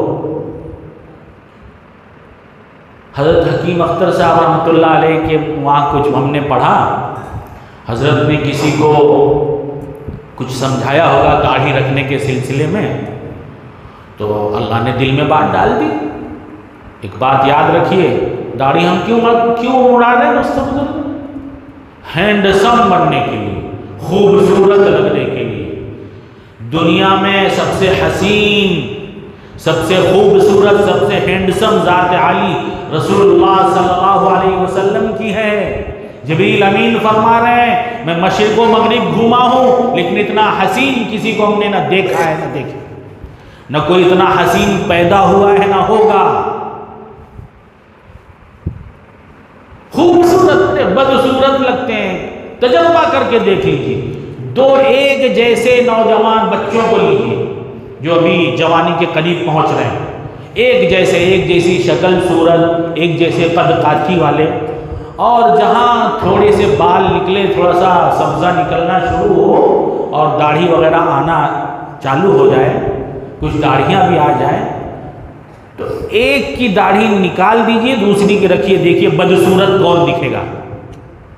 جس کی داڑھی، یہ نکالنا جائز نہیں ہے، تو میں مثال سے آپ کو سمجھا رہا ہوں، یہ نہ کہیے گا کہ وہ تو مولانا نے کہہ دیا وہ داڑھی ایک کی نکال دی جائے تو جائے۔ اب وہ کوئی تھا اس کو سمجھا کہ کیوں داڑھی اڑا رہے ہو تم، داڑھی کیوں اڑا رہے ہو؟ کہنے لگا اللہ کا حکم ہے۔ ارے اللہ کا حکم ہے داڑھی اڑا؟ کہاں، ہاں اللہ قرآن میں فرما رہا ہے کلا سوف تعلمون، کلا صاف کرا دیا کرو، یہ لیجیے۔ اب ایسے جاہل کو کیا کہنا جو کہے کلا ہی صاف کرا دیا کرو، تو اس لیے ہم داڑھی اڑاتے ہیں۔ تو یہ سب بہرحال، تو دوستوں بزرگوں ایک بات یاد رکھیے دوستوں بزرگوں، کچھ گناہ ہوتے ہیں جو وقتی ہوتے ہیں، کچھ گناہ ہوتے ہیں جو وقتی ہوتے ہیں۔ مثال گناہ، سب گناہ ہے، اللہ رب العزت کے وہاں سب گناہ ہے، کوئی گناہ میں کمی نہیں، لیکن کچھ وقتی ہوتے ہیں، کچھ ہمیشہ ہوتے ہیں۔ مثال کے طور پر کسی نے جھوٹ کہہ دیا تو جتنی دیر جھوٹ بولا اتنی دیر گنہگار ہوا۔ کسی نے کسی پر ظلم کر دیا تو جتنی دیر ظلم کیا اتنی دیر ظالم ہوا، یعنی کہ ابھی ایک تھپڑ مارا 24 گھنٹہ اس کے تھپڑ مارنے کا گناہ لکھا جائے گا، ایسا نہیں۔ لیکن کچھ گناہ ایسے ہوتے ہیں دوستو بزرگوں جو انسان کے ساتھ ہمیشہ لگے رہتے ہیں۔ جاگ رہا ہے تو گنہگار لکھا جائے گا، مسجد میں آیا سجدہ جب انسان کرتا ہے سجدے کی حالت میں اللہ سے سب سے قریب ہو جاتا ہے، اس اللہ سے قربت حاصل کرتے ہوئے بھی وہ گنہگار لکھا جاتا ہے۔ جب سو جاتا ہے تو حدیث شریف میں ہے کہ جب انسان سو جاتا ہے تو نہ گناہ لکھا جاتا ہے نہ ثواب لکھا جاتا ہے۔ فرمایا جب رات ہوتی ہے تو کچھ لوگ کیا ہیں نیکی کی طرف چلے جاتے، کچھ لوگ بدی ڈاکہ یہ وہ کی طرف برائی کی طرف جاتے، اور کچھ لوگ ایسے ہوتے ہیں جو نہ ان کا گناہ لکھا جاتا ہے نہ ثواب۔ جو انسان سو گیا تو نہ تو ثواب نہ گناہ کچھ نہیں، لیکن ایک گناہ ایسا ہے کہ انسان سو رہا ہوتا ہے تو بھی گنہگار لکھا جاتا ہے۔ حتیٰ کہ حرمین شریفین حاضر ہو کر مکۃ المکرمہ کعبۃ اللہ کا طواف کر رہا ہوتا ہے تو بھی گناہگار لکھا جاتا ہے۔ ملتزم سے چمٹ کر یا اللہ یا اللہ یا اللہ کہہ کے دعا مانگ رہا تھا تو بھی گنہگار لکھا جاتا ہے۔ وہ داڑھی مڈانے کا گناہ ہے دوستو بزرگوں، داڑھی مڈانا۔ رسول اللہ صلی اللہ علیہ وسلم کی خدمت مبارکہ میں دو سفیر حاضر ہوئے کسی دوسرے ملک کے، مونچھیں رکھے ہوئے تھے، داڑھی مڈائے ہوئے تھے۔ آپ صلی اللہ علیہ وسلم نے ناگواری کا اظہار فرما کر چہرے مبارک کو سامنے سے ہٹا دیا، ان کو دیکھا نہیں۔ اور ایک جگہ میں نے پڑھا ارشاد فرمایا اگر سفیروں کا قتل جائز ہوتا تو میں تمہاری گردنیں اڑا دیتا، یعنی داڑھی نہیں رکھے ہو اتنا مجھے نفرت ہے کہ تمہاری گردن اڑا دیتا، لیکن چونکہ سفیر کو قتل کرنا عالمی قانون ہے، منع ہے، اس لیے میں تمہیں چھوڑ رہا ہوں۔ آج مسلمانوں کی جو گردنیں اڑ رہی ہیں نا، یہ رسول اللہ صلی اللہ علیہ وسلم کی اسی ناراضگی کا نتیجہ ہے۔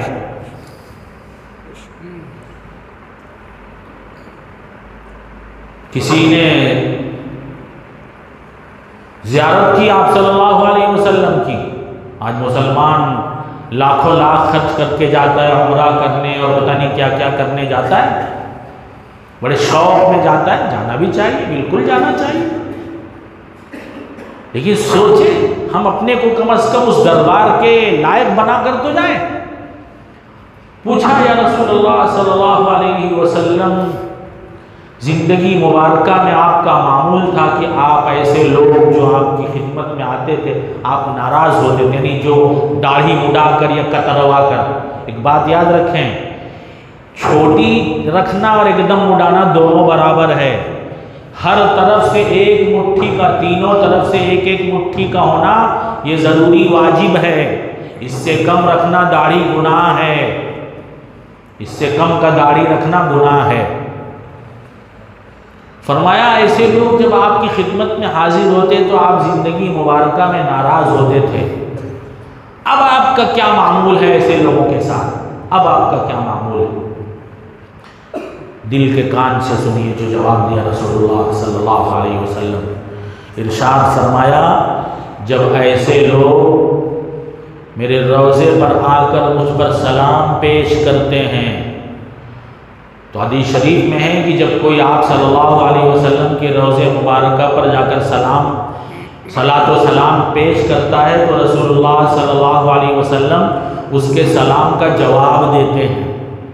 لیکن فرمایا جو ایسے لوگ جو داڑھی مڈا کر یا کتروا کر آتے ہیں اور سلام پیش کرتے ہیں، میں ایسے لوگوں کے سلام کا جواب نہیں دیتا ہوں۔ کتنی محرومی کی بات ہے دوستو بزرگو، کتنی محرومی کی بات ہے۔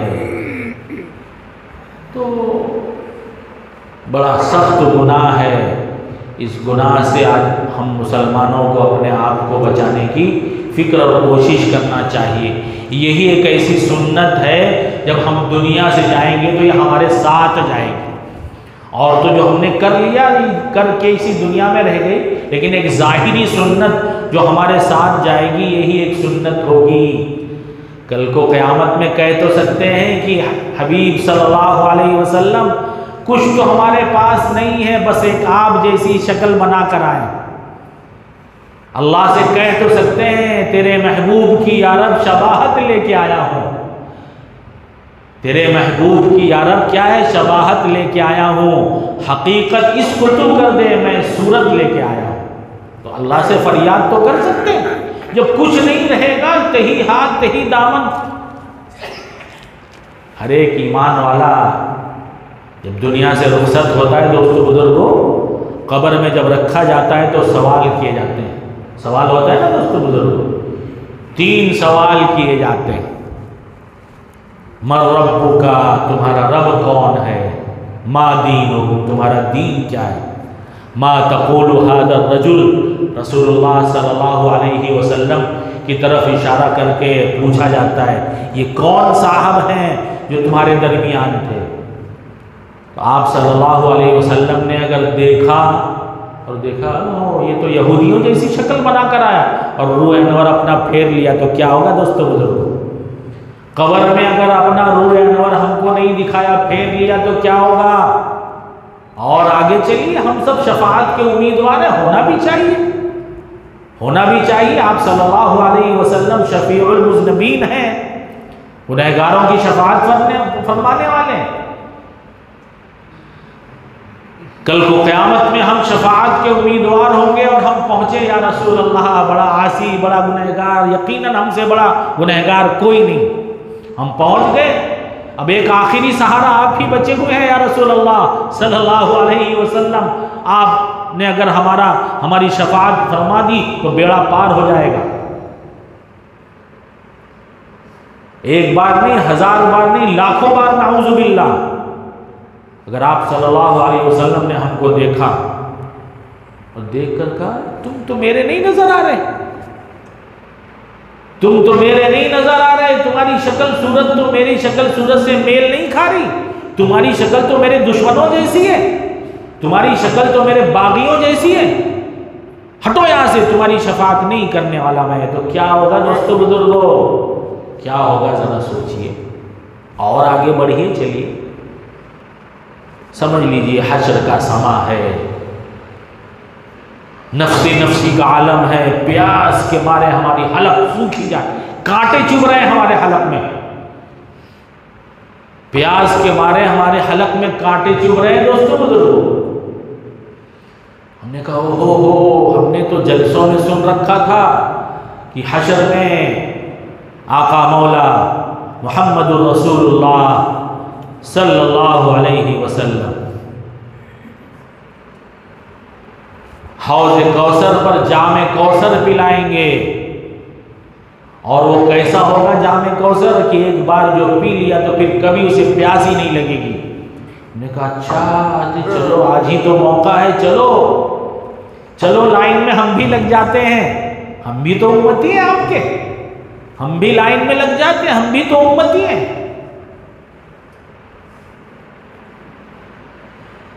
انتظار کرتے کرتے نمبر آیا ہمارا، اور بڑی امیدوں کے ساتھ، بڑی تمنا اور آرزوؤں کے ساتھ ہم پہنچے دوستو بزرگوں۔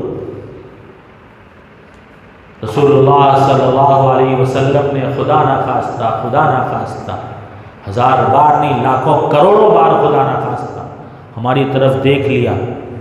ہماری مائیں بہنیں بیٹیاں جو بے پردہ، بے حیائی، فحاشی، عریانیت والی زندگی گزار رہی ہیں، ان کی طرف دیکھ لیا اور دیکھ کر کہہ دیا کہ نہیں ہٹو یہاں سے، ہٹو، دور ہٹو، تم ہماری امتی نہیں نظر آ رہی، تم ہمارے امتی نہیں نظر آ رہے، تم ہماری امتی نہیں نظر آ رہی، تم نے تو فیشنیبل زندگی گزارا تھا، تم نے اپنا لباس یہودیوں جیسا بنا لیا تھا، تم نے نچنیاں اور ناچنے اور گانے والوں کو اپنا آئیڈیل اور نمونہ بنا لیا تھا۔ رب العالمین نے تو کہا تھا لَقَدْ كَانَ لَكُمْ فِي رَسُولِ اللَّهِ أُسْوَةٌ حَسَنَةٌ، تمہارے لیے آئیڈیل اور نمونہ رسول اللہ صلی اللہ علیہ وسلم کی ذات عالی ہیں، تم کو اس دنیا میں ان جیسی زندگی گزار کر آنا ہے، لیکن تمہیں تو دیکھ رہا ہوں تمہاری شکل یہودیوں جیسی ہے، تمہیں تو دیکھ رہا ہوں تم ناچنے گانے والیوں جیسی اپنی شکل بنا کر آئے ہو. تم نے لباس کون سا پہنا ہے جس لباس میں تم بے لباس نظر آ رہی تھی؟ دنیا میں تم نے ایسا لباس استعمال کیا، جہنمیوں والا لباس استعمال کیا. کہیں خدا نہ خواستہ ہزار بار خدا نہ خواستہ ہم دھتکار دیے گئے تو کیا حال ہوگا دوستو بزرگوں، کیا حال ہوگا؟ کبھی ہم نے سوچا یہ جو زندگی ہم گزار رہے ہیں کل کو قیامت میں کیا ہوگا ہمارے ساتھ؟ ہمیں اپنے رب کے سامنے حاضر ہونا ہے، اپنے سب کیے کرائے کا حساب دینا ہے. اللہ رب العزت سے ہم بھاگ کر کہاں جائیں گے دوستو بزرگوں؟ اللہ سے اللہ ہر بار بار فرما رہے ہیں ثم الینا ترجعون، ثم الینا ترجعون. کہیں فرما رہے ہیں ثم ان الینا ایابہم ثم ان علینا حسابہم. تمہیں تو لوٹ کر ہمیں ہمارے ہی پاس آنا ہے، تمہیں تو لوٹ کر ہمارے ہی پاس آنا ہے. دوستو بزرگوں، جس ذات عالی سے کوئی مفر نہیں، ہم وہاں سے بھاگ نہیں سکتے، وہیں جانا ہے. تو سوچئے، ہم بھی اپنے گریبان میں جھانکیں، آپ اپنی گریبان میں جھانکیے. یہ زندگی جو ہم گزار رہے ہیں، ہر آن ہر لمحہ اپنے رب کو ناراض کر رہے ہیں، اس کے حکموں کو توڑ رہے ہیں، شریعت و سنت کو پامال کر رہے ہیں، معاشرہ اور سماج کے مطابق زندگی گزار رہے ہیں جس کے مطابق زندگی گزارنے کا ہمیں حکم ہی نہیں ہے. کیا ہوگا ہمارا دوستو بزرگوں، کیا ہوگا؟ اللہ رب العزت نے یہ زندگی ہمیں آخرت کو بنانے کے لیے دیا ہے. دوستو بزرگوں، مائیں بہنیں بیٹیاں، یہ زندگی اللہ نے آخرت کو بنانے کے لیے دیا ہے. یہ زندگی ہماری آخرت کی کھیتی ہے. اس زندگی میں ہم جیسا عمل بوئیں گے کل کو قیامت میں اسی طرح کا پھل اور نفع ملے گا. کانٹا بو کر پھل کی امید اور آرزو لگانا یہ نادانی اور بیوقوفی ہے. ہم نے اگر اچھی بیج لگائی ہوگی تو اچھا پھل ملے گا، اور اگر ہم نے کانٹے بوئے ہوں گے تو اچھا پھل نہیں آئے گا. تو ہر ایک اپنی زندگی اچھی کرنے کی کوشش کرے، عمل صالح اختیار کرنے کی کوشش کرے. اللہ فرماتے ہیں من کان یرجو لقاء ربہ فلیعمل عملا صالحا.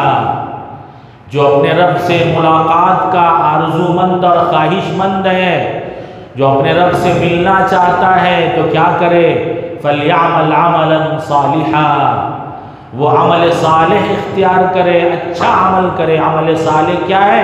اللہ کے حکموں کے مطابق زندگی گزارنا، رسول اللہ صلی اللہ علیہ وسلم کے طور و طریقے کے مطابق زندگی گزارنا، شریعت و سنت کے مطابق زندگی گزارنا، اور رسول اللہ صلی اللہ علیہ وسلم کی سچی محبت کو اپنے دل میں بسانا اور اس محبت کا اظہار کرنا. محبت کا اظہار کیا ہے؟ سنت کے مطابق زندگی گزارنا. دعویٰ کرنا ضروری نہیں دوستو بزرگوں، محبت کا دعویٰ. آج ہمارے یہاں دعویٰ ہوتا ہے، عاشق رسول کا دعویٰ، عشق رسول کا دعویٰ، پوسٹر بینر چھپائے جاتے ہیں اور جگہ جگہ چپکایا جاتا ہے. بسا اوقات پوری فیملی کا فوٹو چھاپ دیا جاتا ہے، ہم عاشق رسول. صحابہ کرام رضوان اللہ تعالی علیہ مجمعین نے عشق نبی کا کہیں دعویٰ نہیں کیا کہ ہم عاشق رسول ہیں، ہم عاشق رسول ہیں. صحابہ کرام عملی طور پر دنیا کو بتا کر گئے، ان سے بڑھ کر کوئی عاشق رسول ہوا ہے نہ ہوگا. انہوں نے رسول اللہ صلی اللہ علیہ وسلم کی اطاعت کے مطابق زندگی گزارا. کہیں بھی کوئی بھی کام رسول اللہ صلی اللہ علیہ وسلم کی مرضی کے خلاف نہیں کیا. حضرت عثمان رضی اللہ تعالیٰ عنہ صلح حدیبیہ کے موقع پر رسول اللہ صلی اللہ علیہ وسلم کی ایلچی بن کر گئے کفار مکہ سے بات چیت کرنے کے لیے. جب کفار مکہ سے بات چیت کرنے کے لیے تشریف لے جا رہے تھے تو ان کے چچا زاد بھائی نے دیکھا کہ ان کا لباس ٹخنے کے اوپر ہے. کیا ہے؟ ان کا یہ پاجامہ جو پہنے ہوئے تھے ٹخنے کے اوپر تھا. فرمایا ارے بھائی جان، یہاں ہمارے مکہ والے لوگ ٹخنے کے اوپر جو لباس پہنتا ہے اس کی عزت نہیں کرتے، ایسا انسان اچھا نہیں سمجھا جاتا۔ فرمایا ہم نے تو ایسے ہی اپنے حبیب صلی اللہ علیہ وسلم کا لباس دیکھا ہے، ہم ایسے ہی پہنیں گے، ان کی وجہ سے ہم جیسا دیس ویسا بھیس نہیں بنانے کی کوشش کریں گے، جیسا دیس ویسا بھیس بنانے کی کوشش نہیں کریں گے۔ دوستو بزرگوں، آج مسلمان عجب تماشا ہے، نماز پڑھنے آئے گا جلدی جلدی جلدی اونچا کرنے لگے گا۔ کیا رسول اللہ صلی اللہ علیہ وسلم نے یہ کہا ہے کہ جب نماز پڑھو تو ہی ٹخنا کھول کے رکھو، نماز کے باہر ٹخنا نہ کھولو؟ حدیث شریف میں آپ صلی اللہ علیہ وسلم نے ارشاد فرمایا 3 آدمی ایسے ہیں، ذرا غور سے سنیے گا دوستو بزرگوں، کیا فرمایا؟ 3 آدمی ایسے ہیں جن سے اللہ رب العزت بات نہیں کریں گے، محبت سے بات نہیں کریں گے، جن پر نگاہ رحمت نہیں ڈالیں گے۔ تیسری بات، جن کو پاک نہیں کریں گے، جن کا تزکیہ نہیں فرمائیں گے۔ چوتھی بات فرمایا اور وَلَهُمْ عَذَابٌ أَلِيمٌ، اور ان کے لیے دردناک عذاب ہوگا۔ ان تینوں میں ایک شخص کے بارے میں فرمایا وہ انسان ہے جو اپنا لباس ٹخنے کے نیچے رکھے، جو اپنا لباس ٹخنے کے نیچے رکھے۔ 4 طرح سے عذاب، اللہ رب العزت بات نہ فرمائے، محبت سے بات نہ فرمائے، یہ بھی محرومی کی بات ہے، نگاہ رحمت نہ ڈالیں۔ کل کو قیامت پہ جو لوگ اللہ رب العزت کی رحمت کے مستحق بن جائیں گے انہی کا بیڑا پار ہوگا۔ جن پر اللہ کی رحمت کی نگاہ نہیں پڑے گی وہ لوگ کیا ہیں؟ بدبخت ہوں گے، ان کا بیڑا غرق ہو جائے گا۔ سوچ لیجئے۔ اور جنت میں پاک صاف لوگ جائیں گے۔ کون جائے گا؟ جن کا تزکیہ ہوا رہے گا۔ فرمایا ایسے لوگوں کو اللہ پاک نہیں فرمائیں گے، تو مطلب کیا ہوا؟ جنت میں نہیں جائیں گے یہ لوگ۔ اس لیے دوستو بزرگوں دیکھیں، ہم نہیں کہہ رہے آپ لوگ ایسا کر رہے ہیں، لیکن یہ گناہ ایک ایسا گناہ ہے جو ہمارے معاشرے میں رائج ہے، اور یہ گناہ بے لذت ہے۔ اس گناہ میں کوئی ٹیسٹ اور مزہ بھی نہیں ہے، یہ گناہ بے لذت ہے، اور کتنا سخت گناہ ہے۔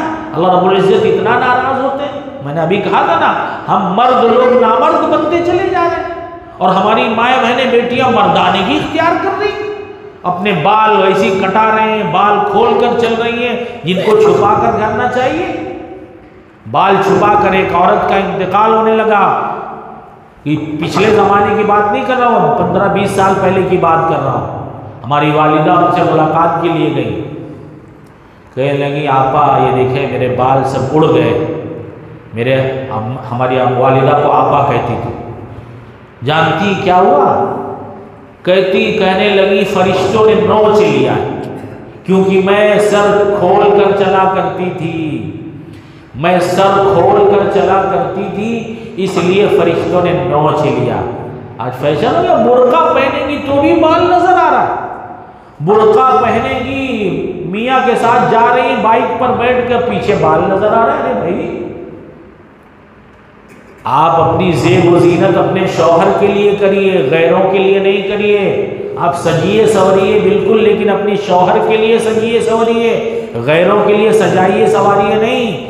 آپ اپنا برقع صحیح کریے، برقع ایسا پہنیے جس میں کیا ہے، برقع پہننے کا مقصد اپنے آپ کو چھپانا، ایسا برقع نہیں پہنیے جس میں اپنے آپ کو اور اوپن کریے۔ آج ہماری مائیں بہنیں بیٹیوں کا برقع ایسا ہو گیا ہے، اس برقعے کے لیے نئے برقعے کی ضرورت ہے۔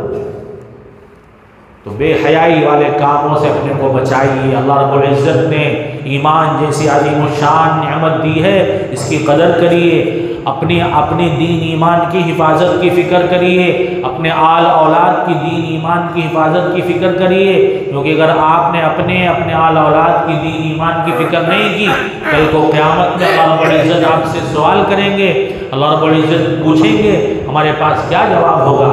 بہرحال دوستو بزرگوں، کچھ باتیں عرض کی گئیں، اللہ رب العزت عمل کی توفیق دے۔ اور ایک آخری بات عرض کرتا چلوں، آپ صلی اللہ علیہ وسلم سے ہمارا آپ کا ایک خاص تعلق ہے، ہم آپ کے امتی ہیں، آپ کے نام لیوا ہیں۔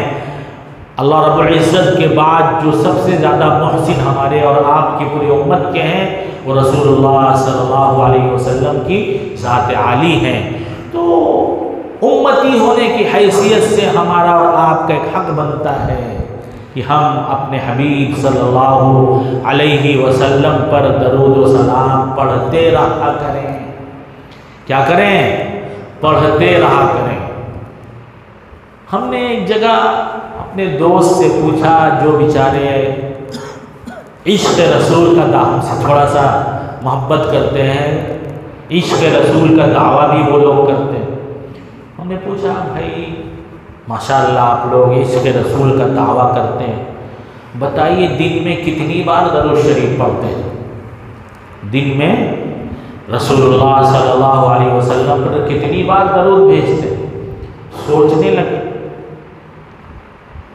کہنے لگے، میں نے کہا نماز کے علاوہ، نماز میں تو ہم پڑھتے ہی ہیں، 5 بار نماز میں درود بھیجتے ہیں، السلام علیکہ ایھا النبی کہہ کر سلام بھی بھیجتے ہیں۔ کہنے لگے ہاں 1-2 بار پڑھتے ہیں۔ کتنا پڑھتے ہیں؟ 1-2 بار۔ بتائیے اپنے حبیب صلی اللہ علیہ وسلم کی محبت کا حق یہ ہے کہ 1-2 بار یاد کیا جائے۔ بھئی ہمارے ابا کہہ دیں کہ دیکھو فلانا ہمارا محسن ہے، فلانا کیا ہے؟ ہمارا محسن ہے، اس کو یاد کرتے رہنا۔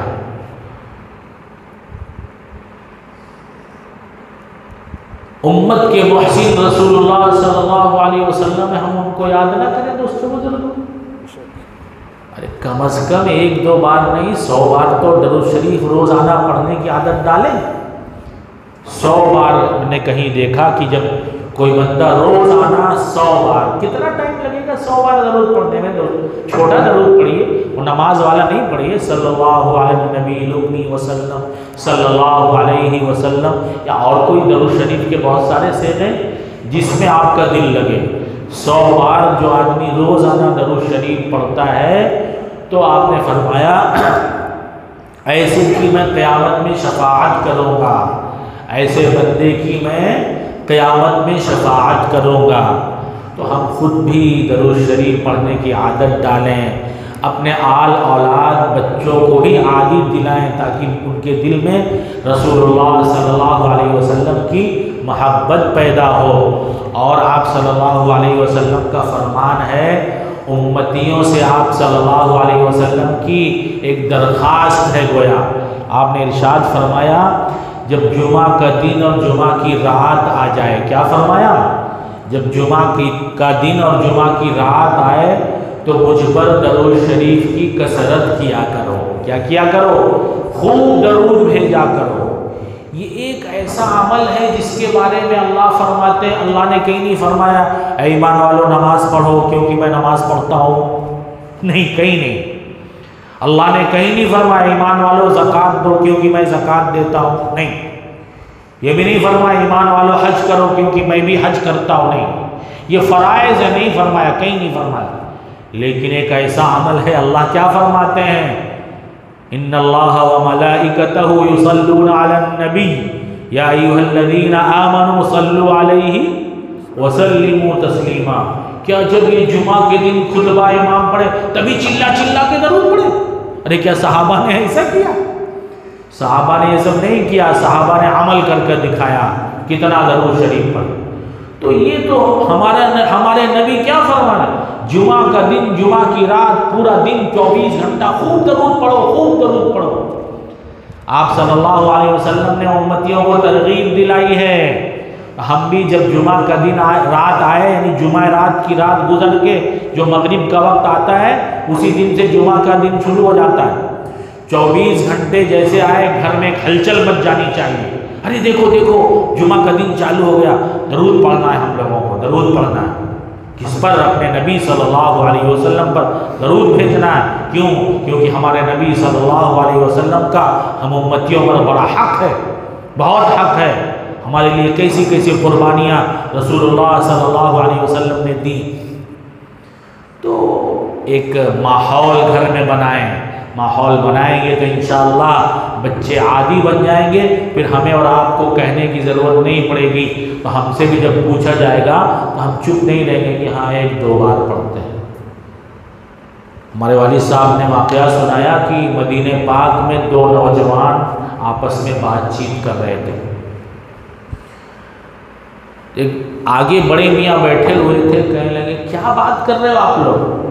کہنے لگے چچا جان ہم لوگ روزانہ 10,000 درود شریف پڑھ لیتے ہیں، روزانہ 10,000 درود شریف پڑھ لیتے ہیں۔ کہنے لگے اچھا سنو، چچا جان کہنے لگے سنو، جب میں تمہاری طرح جوان تھا نا 80,000 روزانہ درود شریف پڑھا کرتا تھا، ہم سے 80 بار نہیں پڑھا جاتا، ہم سے اپنے نبی صلی اللہ علیہ وسلم پر روزانہ 80 درود نہیں پڑھا جاتا۔ 100 مرتبہ پڑھنے میں 10 منٹ بمشکل لگے گا، 24 گھنٹے کے منٹ میں 10 منٹ اپنے نبی صلی اللہ علیہ وسلم کو نہیں دے سکتے، یار دوست کو کئی گھنٹے دے دیتے ہیں، الٹی سیدھے کاموں میں کئی گھنٹے دے دیتے ہیں جو آخرت میں ہمارے لیے کیا ہے، کام آنے والا ہے۔ ہمارے نبی صلی اللہ علیہ وسلم اس عمل کی برکت سے ہماری شفاعت فرمائیں گے، ہم اس کے لیے 10 منٹ نہیں دے سکتے دوستوں بزرگوں، تو کریں گے انشاءاللہ، عمل کریں گے، روزانہ کم از کم 100 مرتبہ درود شریف پڑھیں۔ جمعہ کا دن آئے تو کثرت کریں، علماء فرماتے ہیں کثرت کی کم سے کم مقدار 300، کم سے کم آخری درجہ کم سے کم مقدار 300 ہے، اور جمعہ کے دن حدیث شریف میں ہے 1000 مرتبہ جو شخص درود شریف پڑھے گا تو ہر جمعہ کو، ایک دن نہیں، ایک جمعہ کو نہیں، نیت کر لیجئے آپ ابھی سے، ہم ہاں انشاءاللہ ہر جمعہ 1000 پڑھیں گے۔ تو اب اگر نیت کر لیا تو نیت کا آج ثواب، اب پہلا جمعہ آیا آپ نے 1000 پڑھ لیا، فرمایا جو ہر جمعہ 1000 درود شریف پڑھے گا مرنے سے پہلے جنت میں اپنا ٹھکانہ دیکھ لے گا، یعنی گویا ایسا شخص جنتی ہے، تب تو جنت کا ٹھکانہ دیکھے گا۔ جنت چاہیے دوستوں بزرگوں؟ نہیں چاہیے؟ زور سے بولیے۔ تو جب چاہیے تو کوئی بھی چیز آرزو تمنا سے نہیں ملتی دوستوں بزرگوں، عمل کرنا پڑے گا۔ فرائض واجبات کے ادا کرنے کے ساتھ ساتھ، یہ نہیں کہ آپ سمجھ لیجئے کہ ارے نماز کی چھٹی اب صرف ہم درودے بھاجیں گے، نہیں دوستوں بزرگ، فرائض واجبات کی ادائیگی کے ساتھ ساتھ یہ ایکسٹرا اضافی عمل ہیں، ان کو بھی کریں گے تو اس کا نفع ملے گا۔ تو مختصر اللہ رب العزت نے آپ لوگوں کی برکت سے کچھ باتیں کہلوائیں۔ ایک تو دوستو بزرگوں، ہم اپنے دین ایمان کی حفاظت کی فکر کریں، اپنے آل اولاد کو دیندار بنانے کی فکر اور کوشش کریں، دوسرے سنتوں کا اہتمام کرنے والے بنیں، اور ظاہری شکل و صورت ہم اور اپنے آل اولاد نسلوں کی مسلمانوں جیسی بنانے کی فکر اور کوشش کریں، اپنے لباس اپنے اور سب چیزیں اسلامی بنانے کی کوشش کریں، اور اس کے ساتھ ساتھ اپنے حبیب صلی اللہ علیہ وسلم پر ہم درود پڑھنے کی عادت ڈالیں۔ اللہ رب العزت مجھے بھی عمل کی توفیق عطا فرمائے، آپ حضرات کو بھی عمل کی توفیق عطا فرمائے۔ دعا کر لیں۔ الحمدللہ رب العالمین، والصلاة والسلام على سید الانبیاء والمرسلین وعلى آلہ الطیبین الطاہرین۔ اللہم صل وسلم على سیدنا مولانا محمد وعلى آل سیدنا مولانا محمد وبارک وسلم۔ ربنا آتنا فی الدنیا حسنة وفی الآخرة حسنة وقنا عذاب النار وقنا عذاب النار وقنا عذاب النار وقنا عذاب النار وقنا عذاب الحشر وقنا عذاب الدين وقنا في الفتنة المسيح الدجال وقنا في الفتنة المسيح الدجال۔ ربنا لا تزغ قلوبنا بعد إذ هديتنا وهب لنا من لدنك رحمة إنك أنت الوهاب۔ رب ارحمهما كما ربياني صغيرا، رب ارحمهما كما ربياني صغيرا۔ ربنا هب لنا من ازواجنا وذرياتنا قرة اعين واجعلنا للمتقين اماما واجعلنا للمتقين اماما واجعلنا للمتقين اماما اللهم احسن عاقبتنا في الامور كلها واجرنا من خزي الدنيا وعذاب الاخره واجرنا من خزي الدنيا وعذاب الاخره اللهم لا تؤمنا مكرك ولا تنسنا ذكرك ولا تهتك عنا سترك ولا تجعلنا من الغافلين ولا تجعلنا من الغافلين ولا تجعلنا من الغافلين ولا تجعلنا من الغافلين اے اللہ ہمارے بیٹھنے جمع ہونے کو قبول فرما، کہنے سننے میں اخلاص عطا فرما، عمل کی توفیق عطا فرما، عمل کی توفیق عطا فرما۔ اے اللہ ہمیں ہماری نسلوں کو سب کو اپنا سچا اور مخلص بندہ بنا، اپنا سچا اور مخلص بندہ بنا، اپنا سچا اور مخلص بندہ بنا، اپنا صحیح قوی تعلق عطا فرما، اپنا صحیح قوی تعلق عطا فرما۔ اے کریم آقا اپنے تعلق کی دولت سے ہمیں مالا مال فرما، اپنے عشق و محبت کی دولت سے مالا مال فرما۔ اے کریم آقا، اے کریم آقا ہمارے نسلوں کی پوری امت کی کامل اصلاح فرما، سچا مسلمان بنا، اچھا مسلمان بنا، اپنا مطیع فرما بردار بندہ بنا، اپنا مطیع فرما بردار بندہ بنا، اپنا مطیع فرما بردار بندہ بنا۔ اے کریم آقا دنیا اور آخرت کی تمام بھلائیاں عطا فرما، دونوں جہان کی کامیابی مقدر فرما، دونوں جہان میں فلاح عطا فرما، فلاح دارین عطا فرما۔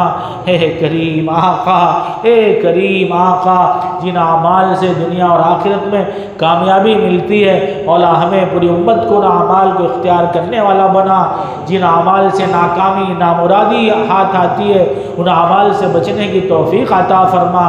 اے کریم آقا سچا پکا مسلمان بنا، اپنے حبیب صلی اللہ علیہ وسلم کا سچا امتی بنا، اچھا امتی بنا۔ اے کریم آقا ہمیں سنتوں کا عاشق بنا، سنتوں کا عامل بنا، سنتوں کو ہمیں اپنی زندگیوں میں زندہ کرنے کی توفیق عطا فرما۔ اے کریم آقا ہمارے کوتاہیوں قصوروں کو معاف فرما، ہمارے گناہوں سے درگزر کا معاملہ فرما۔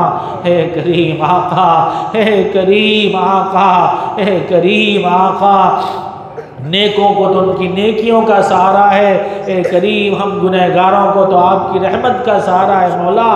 آپ نے بھی دھتکار دیا تو کہاں جائیں گے مولا، معاف فرما دیجئے، ہمیں معاف فرما دیجئے، حاضرین مجلس کو معاف فرما دیجئے، ہمارے ازواج اولاد نسلوں کو معاف فرما دیجئے، پوری امت کو معاف فرمانے کے فیصلے فرما دیجئے، امت کو معاف فرما دیجئے، امت کو معاف فرما دیجئے، امت کی بگڑی بنا دیجئے، امت کی بگڑی بنا دیجئے مولا، ہمیں نیک بنا دیجئے، ہماری ماں بہنوں بیٹیوں کو نیک بنا دیجئے، نمازی بنا دیجئے، ہماری نسلوں کو نمازی بنا دیجئے، پوری امت کو مسجدوں کو آباد کرنے والا بنا دیجئے، مسجدوں کو آباد کرنے والے اعمال اختیار کرنے کی توفیق عطا فرما دیجئے۔ اے کریم آقا ہدایت کی فضائیں عام فرما دیجئے، پوری انسانیت کو ہدایت عطا فرما دیجئے۔ اللہم اہد الناس والجن جميعا، اللہم اہد الناس والجن جميعا، اللہم اہد الناس والجن جميعا۔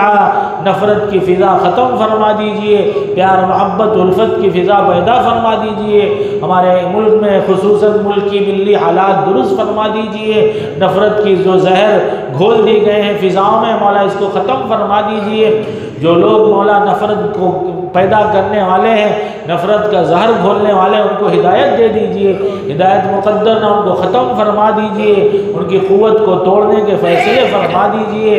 اے کریم آقا، اے کریم آقا، اے کریم آقا ہماری حاضرین مجلس کی جو بھی دینی دنیاوی ضروریات ہیں، حاجات ہیں، پریشانیاں ہیں، مشکلات ہیں مولا، سب آپ پر آیا ہے مولا، ہماری حاضرین مجلس کی پوری امت کی ہر پریشانی دور فرما دیجئے، مشکلات آسان فرما دیجئے۔ ہم میں جو لوگ بیمار ہیں، امت کے جو بھی افراد بیمار ہیں، خصوصاً امت کے اکابرین جو بیمار ہیں، مولا سب کو شفاء کاملہ عاجلہ مستمرہ عطا فرما دیجئے۔ امت کے تمام بیماروں کو شفا عطا فرما دیجئے۔ امت کے مقروضوں کو بارقرض سے صبح فرما دیجئے۔ امت کے بے روزگاروں کو حلال پاکیزہ رزق عطا فرما دیجئے۔ اے کریم آقا، جن کے گھروں میں نوجوان بہن بیٹیاں بے نکاحیں بیٹھی ہوئی ہیں، سب کے لیے اچھے رشتوں کا انتظام فرما دیجئے، اچھا گھر اور بر انہیں عطا فرما دیجئے، خوشگوار خوشحال زندگی عطا فرما دیجئے۔ جو صاحب اولاد ان کی اولادوں کو نیک و صالح بنا دیجئے، جو بے اولاد ہیں انہیں نیک صالح اولاد عطا فرما دیجئے۔